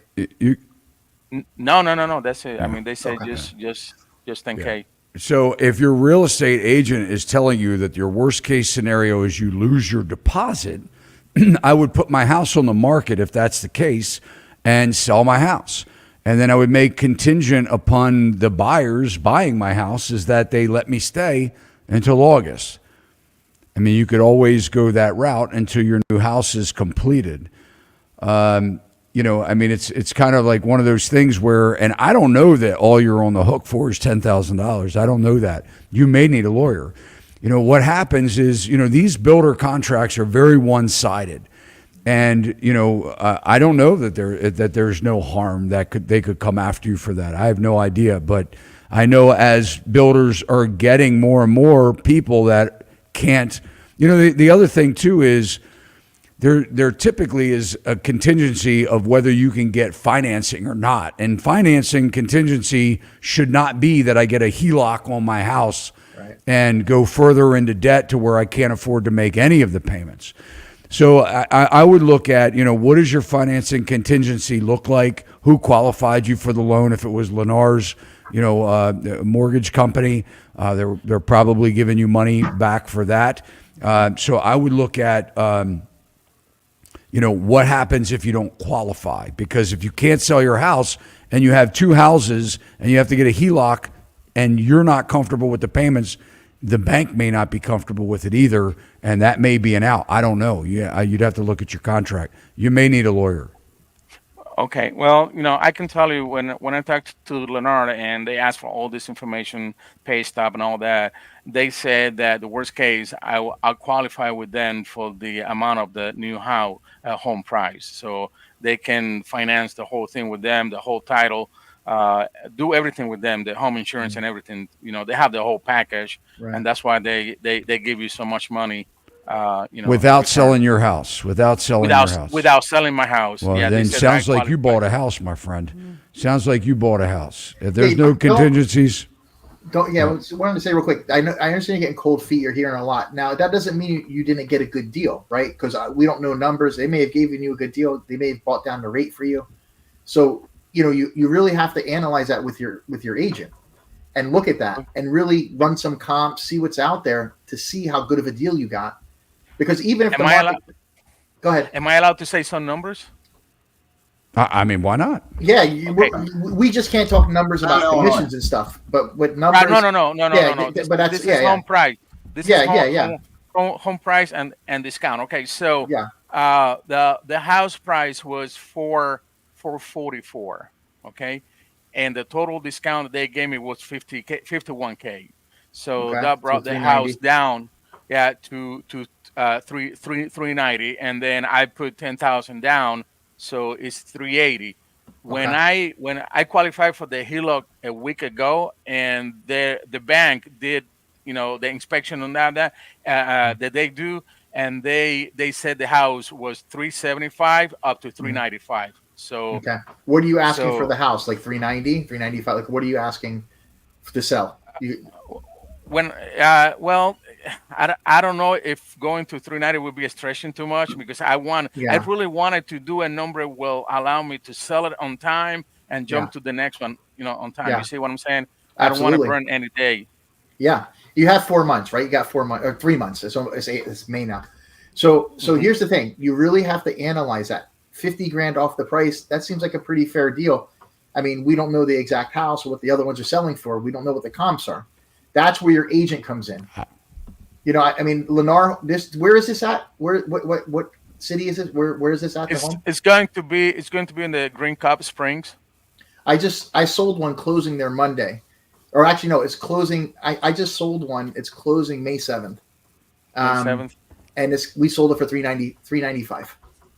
Hey, Alex. Yeah. Hey, Alex, I got a question for you. Are you satisfied with like the fixtures and all that in this new home? Like the lights, the the sinks, the flooring, the appliances and all that. Are you satisfied with that? Yes, sir. Yes, sir. Especially the kitchen. The wife loves the kitchen. Very big kitchen with all upgrades, and so it's very nice. Okay. That's where you're buying, or that's where you're selling? No, that's what I'm buying. Okay, yeah. So what you're buying that house for discounted, I just sold one there that is a year old. They're still building in the community. Granary, right? Okay. Right. I just sold one there for right around where they said. I mean, $395 is a number. So that'll be one of the comps that they're going to use. It's going to close in a couple days. Yeah. So to give you an idea, so you're buying it right where it's worth. So their starting cost was a little high, to be realistic. Right. Because right now I just literally, I mean, it's closing in a week. So, and that's selling. Now yours is brand new. This one's a year old. Okay. 4-bedroom, 2-bathroom. I take the new house over the no, for sure. The existing house. But that's where you're at. Mean, so you're not in the back. That's why you couldn't sell it for more. You couldn't sell it for more because the builder's competing with you. Right. Well, exactly. So I would say that the new build is probably worth more than the house that you sold. Yeah. Because people want a brand new house. So they don't want a house that somebody, and this is the one that somebody lived in for a year and rented it and trashed it. Yeah. Well, and they had to go, I'm definitely not interested in that one. Yeah. If I can get a brand new one. It wasn't trashed when it went on the market. It's just Well, I know what you, but it was rode hard, and it was put away wet, as they say in the racehorse business, right? I mean, come on, let's face it. I think based on what I'm hearing, what I would be concerned about, and who knows whether the market's going to crash and it's going to be worth $200,000. Nobody knows. Nobody knows that. The bottom line is, if you have a job and you can make the payments and you're going to stay there long enough and you love it and it was something that you're excited about doing, you know, what I would be more concerned about is delaying on selling your house, number one. And number two, a lot of times when you, and I'm pretty sure you didn't tell the bank that you were selling the house when you applied for the HELOC, because one of the reasons why they allow you to get a home equity line of credit with no fees is because they're banking on you using that and keeping it open for a period of like 3 years. Yeah. So what I would be more concerned about is with the bank that you sign the paperwork with. If you tell them, hey, all of a sudden, guys, here I am, I'm selling my house this month and I just got my HELOC 3 weeks ago, they may if you cancel that out, they may charge you at least for the appraisal fees and some application fees and things like that. So I would be, I think what you need to do is I think you need to get your game going with your house. You're going to lose precious time. Phil's already told you that the Florida housing market is increasing in existing inventory like crazy. It is now hitting mainstream media, and they never talk about things like that unless it's way worse than what they report. And so when we're hearing that inventory is raising, increasing in areas like Jacksonville, Florida, I would be more concerned with getting my home on the market ASAP and finding out where I'm going to live for the next 60 days should the buyers not want to give me some type of free rent back. Okay. All right. Phillips, do you know how long it's taking to sell a house now in Jacksonville currently? Like 3 months? Realistically, it really depends. I mean, how a property's marketed. I mean, it depends how the agent's going to put you out there. I mean, it took me 3 weeks to get the one under contract out there. However, down the street, they have one on the market for almost 7 months. So it depends on how you attract that buyer. It really does.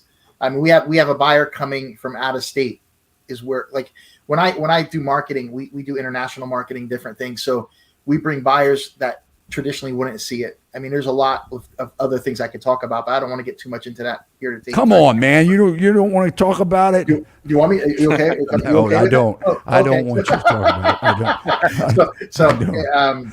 But yeah, I mean, the agent that representing you, are they listing it? Talk to them about it. Do you have an agent that's representing you on it? Oh, you're getting pictures and stuff. Yes, sir. Right? So talk to them. Tell them, look, you really need to have, marketing outside of the state of Florida. You don't want to just market, because the person who's going to buy that house in Middleburg isn't living in Middleburg. Isn't living here in the area. The person who's going to pay top dollar is coming here. You know what I mean? Right.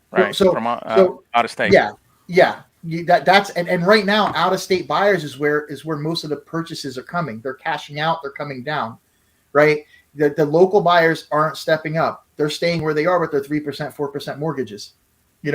So the buyers that I'm experiencing are coming from out of state, or they're investors who are trying to get 20, 30% off the deal.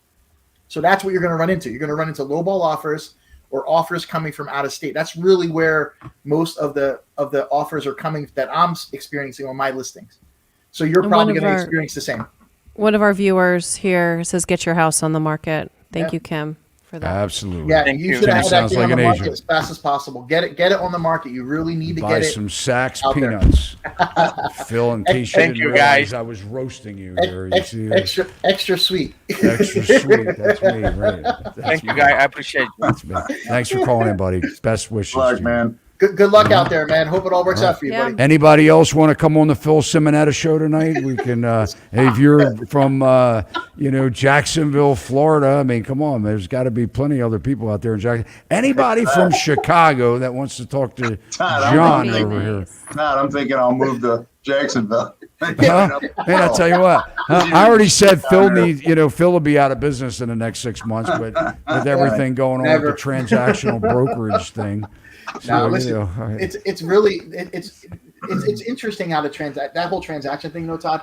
They really say Tennessee has these it too. comments blowing up here. I'm seeing the comments. What do you I was got? talking about. I can't see. We don't see them, so I don't know. Oh, good. We don't see them, so you don't get offended. That's what it is. Oh, that's okay. Yeah. I can't tell you how many guests we used to let our guests see all the comments, and then all of a sudden they would be getting lower in their seat and lower in their seat and lower in their seat. And You ever I see? have to say, are you all right? And they go, oh my gosh, people are so mean. You Their should have comments are so you mean. gotta do an episode. You ever see those restaurants where they insult the patrons? Like they sit down, like, what the hell do you want to eat? Like you ever see that? Dude, I don't watch TV. No. It's like I don't watch TV much either. But what I'm saying is, like, do you ever see those restaurants where they insult you when That's they go Ed there to eat? Bevics, I think. I have the Sachs Realty podcast. We just do it. We just do it right here, man. We don't need a restaurant show, right? We got a real estate show. That's what I'm saying. I told you, my agents, half the agents on the network, they refuse to come on anymore because, they call up the next day and cry. Read the and, comments. Just never read the comments. I mean, you never read the comments. comments. You can't read the comments because, no. you got to be able to handle the heat, man. Skin. It doesn't matter. We man. do have someone waiting on deck, Terry. Phil, being from Philadelphia, brother, I know you're used to the heat, man, huh? Chicago too. Terry, what's going on, man? Hello, Hi. hey, how you guys doing? What's happening? Hey, Good. thanks How for are taking you? my call. Pretty good. I'm walking my dog right now, but Where are you calling from?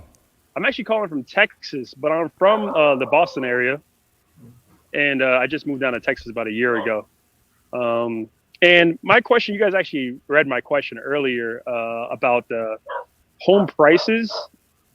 I believe they're going to come down somewhat for the next 2 to 3 years. I don't think we're going to have an 08 recession like we did last time because I don't see unemployment being as bad. Now, my question is really, what do you think of home prices kind of being rocky or bumpy for the next 2 or 3 years and semi-flat, and potentially people still staying in their homes because unemployment, I was unemployed for a short period of time in Massachusetts, outside Boston, and my unemployment was 2 times my mortgage. So a lot of people on unemployment, I feel, can kind of make it, even if they lost their job. What year was on top that? Of that, Terry? That was last year. Last year, your unemployment was okay. Was it during the time when the federal government was dishing out another $700 a week?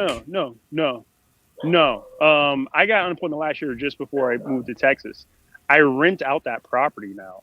But it was a condo. To be fair, it was a condo. But a condo 20 minutes outside Boston is, kind of expensive. It's I mean, what was unemployment, like $420 or $40 a week? No, I was getting $700 a week. You're getting $700 a week in unemployment. $740 a week. $740. My mortgage was $800. Now, don't get me wrong, I do have a condo fee that went up during that time, but all in, I was about $1,000. Yeah. So Terry, your question is this: so when did you buy your condo? I bought it in 2015, into 2015. All right. There's the magic right there, man. Yes, the problem is that out of, if you look at over the last 4 years, let's just say, let's just estimate about 20 million borrowers bought a house in the last 4 years. Let's just say that's low, but let's just use that number right there. 30% of those borrowers, just take that number, right? Just call it, easily 6 million people bought houses that were first-time buyers on salaries where they needed both salaries to barely make the mortgage payment, right? Even though they have equity, whatever. I mean, they still bought at the top of their market. Even though they have 4% mortgage rates, they still bought at the top of the market. They bought as much house in a lot of cases as they possibly could. Now they have repairs. What you're saying is that and I'd like to know what you do for a living, but what you're saying is that you don't believe that we could have some type of event where we would have record-breaking or even close to record-breaking, even GFC numbers of 6, 7, 9, 10% unemployment. You don't think that's possible. Is that what you're saying? I think that's always possible. I think a lot of people are in a better position than I think last time it blindsided everybody. I think it blindsided everybody. I think you got to look at the numbers, man. The credit card debt is out of control. Your peers, buddy. How old are you? I'm 35, but I do understand that. I watch, Michael. I watch your show all the time. Great show, by the way. Thank you. I watch Michael Bordenaro. I watch Travis. Sorry and to hear I watch that. all of it. No, I'm kidding. right. I totally agree with 99% of what you guys are saying. I think the people that'll be hurt the most, which I think there's a lot of people that are naive to spending in general. And I remember actually, because I worked in retail. I work at Lowe's. And I work with the contractors, roofers, everybody. And I remember customers coming in. I'm interested in real estate. So 08? You're talking 08? Oh, no, not in 08. No. I worked in Lowe's for 9 years. And for the past 9 years. And I talked to customers coming in recently, like 3-4 years ago during the pandemic. And they're like, oh, yeah, no, I got a adjustable rate loan. And I'm like, hey, don't you think that's a little dangerous? And yeah, I've heard them say, oh yeah, no, I'm just going to refinance when they go down. They have not gone down. So I'm like, I wonder what those people are up to now, All right. Let's look at it this way. First of all, the department stores, Lowe's and Home Depot, are really taking the hit now. They're seeing it, right? So you can't, I mean, if you look at their corporate numbers, right? I mean, we're seeing where people are pulling back their spending. It is turning off like a faucet in a lot of places, right? I mean, I'm talking to contractors that are now seeing, contracts being canceled for work that people don't need. People are starting to wake up to the fact that they are in more debt than they've ever been in their entire life. We have more 70-year-olds with credit card debt that cannot afford. We have more 60 and 70-year-olds in the workforce today because they have to be, right? We are in way worse shape than we ever were in the GFC. And what happened, if you look at the Housing Affordability Index, even during the peak of the leading up to the GFC in 2006, the median income earner could buy the median income home. Now median priced home. Now that is not the case. We're in the worst affordability crisis that I've ever seen, at least in my lifetime, and probably close to one of the worst affordability periods since World War II. And look, I love the optimism. I'm a realist, but the numbers don't make sense. So when we're seeing the overspending that's going on right now, the numbers don't make sense. And it's your age group too, by the way. It's the 35-year-olds who are in debt. Do you carry credit card debt or not?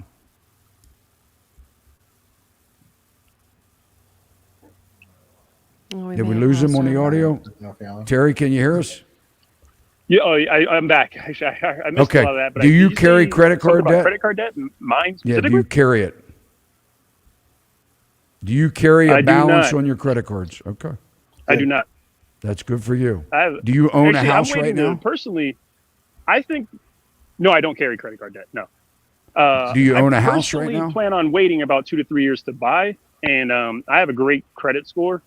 I just think renting is actually the best option. But why do you say that? So, and I'm not picking on you. I love talking to you, man. I appreciate you calling in, and I love you being an avid listener. But I'm just kind of curious. If you believe that rates are that unemployment's going to stay, but prices will just be bumpy, and that we will not see any major decline in price, and you have a good job, a corporate job with Lowe's, you've been there for 9 years, why would you choose renting over buying if you don't think we'll see a downturn? Well, I believe is that I'm more on I feel like I'm on an investor path because I renovated, rented out my old place, and I see a lot of opportunity there will be some people that have issues. And there are currently people that have issues. I obviously listened to some of the phone calls. And I think there will be opportunities specifically in a lot of areas such as Texas. The building, I walked down the street, they're building, literally, I just went on a walk, and they're building like at least 30 houses around me. And I walked up in my neighborhood.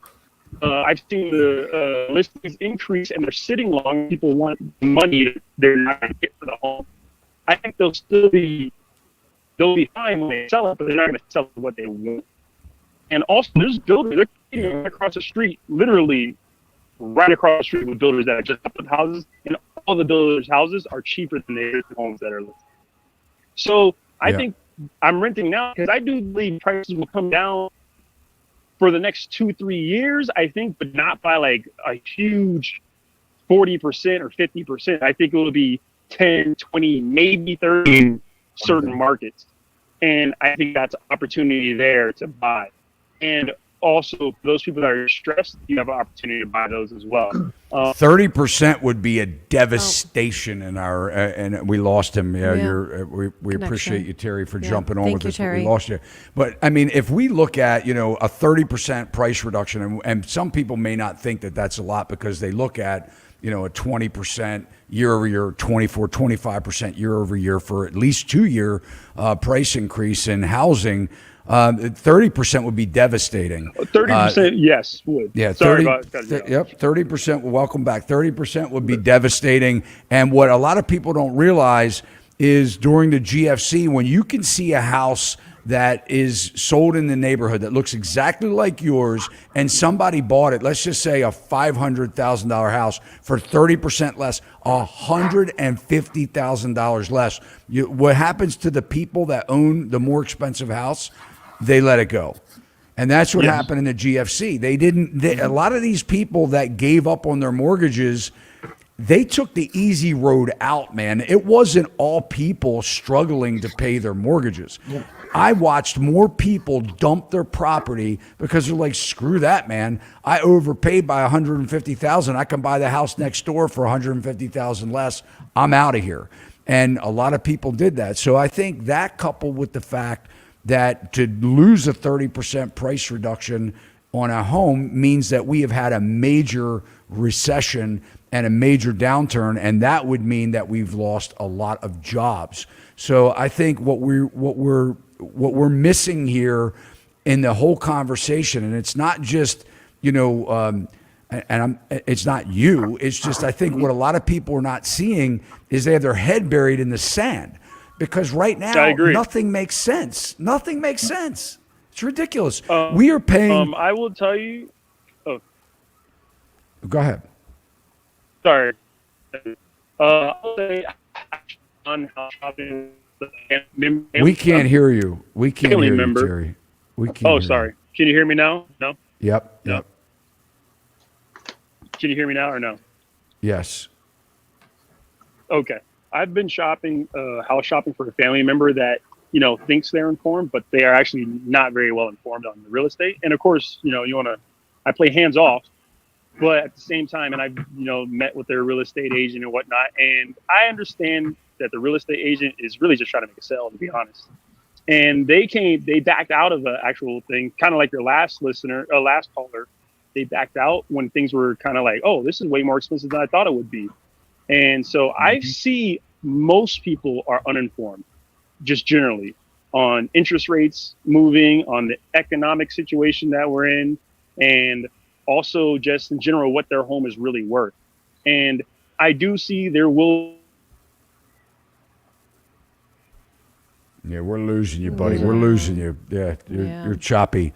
Here, and I don't know why, but here's the thing. Most of the people that are in this industry today have never experienced a downturn.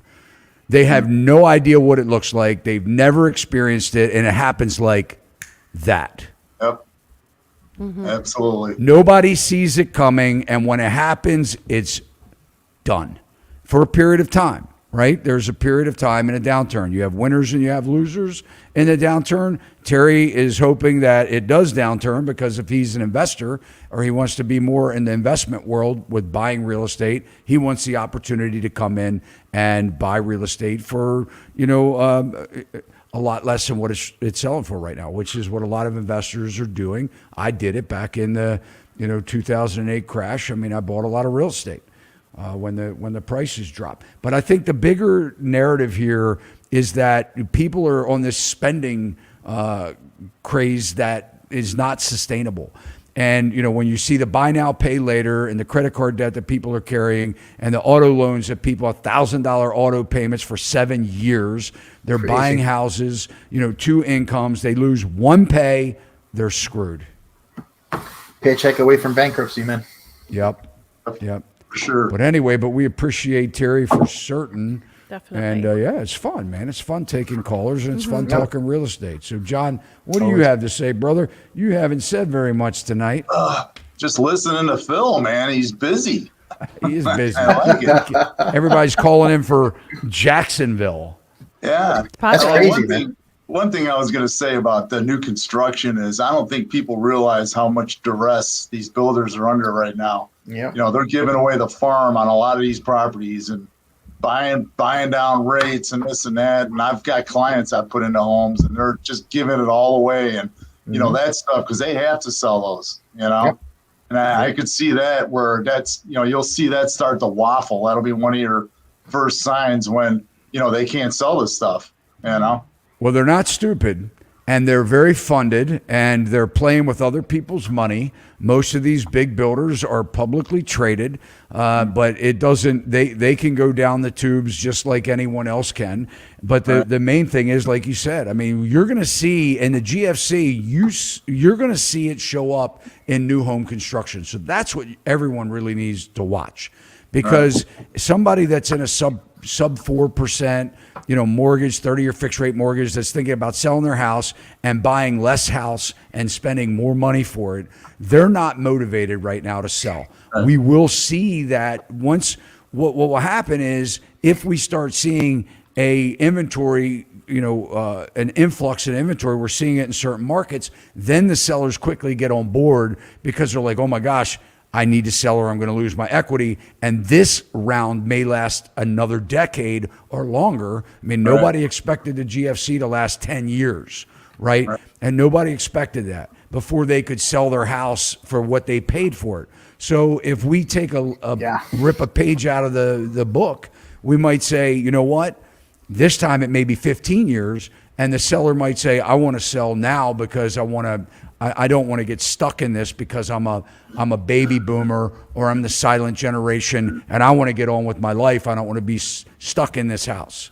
Right. So, I mean, this is just, just my thoughts. Yeah. It's going to be interesting. There's a lot of crazy times coming, man. I agree. Coming soon. Just got to stay ahead of it. coming soon to a theater near you. And I'm so glad I brought Nuts on my show so that you guys can remind me for weeks and months to come about. I mean, who knows? I may just keep it on the set. But anyway, I can't wait to go back and look at the comments. All right. Yeah. Well, I mean, look, Phil, I'm telling you, man, I'm putting my money on the pizza shop. I'm putting my money on the pizza shop, brother. Oh man, you know what's crazy? I didn't even mention my next class coming up. I have 6 loan officers and 8 lawyers getting their license. How about that? I don't know what to say. That's pretty crazy. Getting a real estate license? I don't know what to say. Yeah. Here's what I say. Here's what I say. There's a saying that goes about getting out of the frying pan and jumping directly in the fire. So I think that's what's happening. They've lost their minds. Anybody that wants to get their real estate license right now, you probably should call Phil. No. I'm thinking. Well, the loan officer. Listen, call Phil. Listen, you should call Phil. We'll call him Dr. Phil. Oh my gosh! But here's the reason they're doing it, because of the buyer situation. That's what I've I'm still confused with that. What do you mean by that? What do you mean the buyer situation? The attorneys are getting licensed, so now they can also represent the buyers in addition to doing the title work. And the loan officers are doing respite agreements, so they can now represent buyers as well as the loan. They're going to have respite agreements. That's another angle. Ambulance chasing. They're going to sell them the house and do the loan at the same time. Right. Or the lawyers are going to sell them the house and then help them do what? Sue everybody. I guess probably, yeah. I listen. What am I going to do? I can't tell them no. I'm gonna educate them and get them licensed. Take their money, man. Take their money. I'll educate them, man. 97% pass rate we got.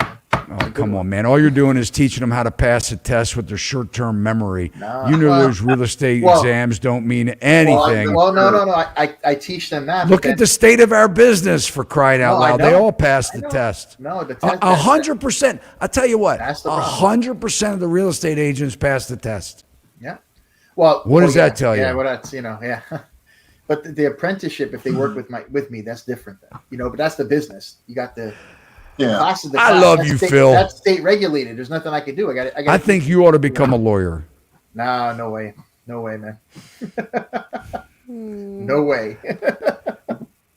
We do have a super chat. I know we're Okay. wrapping it up. Right, I know go we ahead, are, go but we ahead. have a super chat that I would like to address here. Colorado recently eliminated occupancy limits for non-related. I think it's a boom for international investor landlords. I believe that's what that's trying to say. Thoughts? Y'all didn't like Airbnbs. Well, wait till you live in the community where you can have as many occupants in the house as would possibly fit. I did see a piece of furniture I thought was interesting. It was a triple bunk bed. Have you ever seen one of those? No, I have not. I've seen a trundle. I've seen the bunk No, man. with I'm the talking about a trundle. triple. How tall was that? Most sounds houses are 8 very feet tall. So, I dangerous. mean, you're just squashing the, so it's like, how many people can you stack on top of each other? Maybe I'll make them double beds too, so they get 6. There you go. There you just get in from each side. That's right. I think that's a market, Phil. Yeah, that's a market. We could do queen-sized bunk beds. Oh, heck, we'll just do king-size bunk beds. They'll take the whole tiny home. It'll be all bedroom. There you go. There you go. All right, guys. John, thanks, buddy. You bet, man. Good to see you. Good to see you, Melissa. So good to see you, John, as always. You bet. And Phil. Yep. Phil, Hey, good to see you, buddy. Philip. Yeah, John, good to meet you, man. Take care, man. You too. I'll see you in Jacksonville. I'm heading there. Oh, yeah, come on We're down. all heading to Jacksonville. Let me know when you guys are coming down. It's all there, man. Hey, Guys- one last request, Todd. I need 150 subscribers to be able to go to the next level on YouTube. Come So on, dude. If anybody can help me. All right. There you go. Guys, subscribe to Phil. Cruise on over and also to John's YouTube channel. Show him some love. We appreciate you guys. We're going to be back on the finance trail. I know you guys all love John Rubino. Everybody was asking what happened to John Rubino's video. We actually had some glitches in the video, if you can believe that. We published it. We post on Tuesdays, Thursdays, and Saturdays. And every now and then, technology, we had some glitches in it. We pulled the video. Not that we don't want to show it to you, because we are publishing it this Thursday night. So if you guys want to see John's video this Thursday night, 6:30 p.m. Eastern time. And then we have a special guest that's coming in tomorrow, Steve Hankey. Yeah. We're really excited about that. We get to use our podcast studio for a local economist. He's a professor at Hopkins. We just did a great video with Steve, and you guys seem to like him a lot. So Saturday's video this week will be with Steve Hankey. And we do have a pretty cool lineup. And so guys, keep those comments and questions coming. We love you guys. Thanks for spending your Tuesday with us. A great show. Thank you to everyone. It was fun. Take care, Yeah, guys. it was good. It was fun. All Thanks right. for having me, guys. See you all next time. Take See care. you next time. See you guys.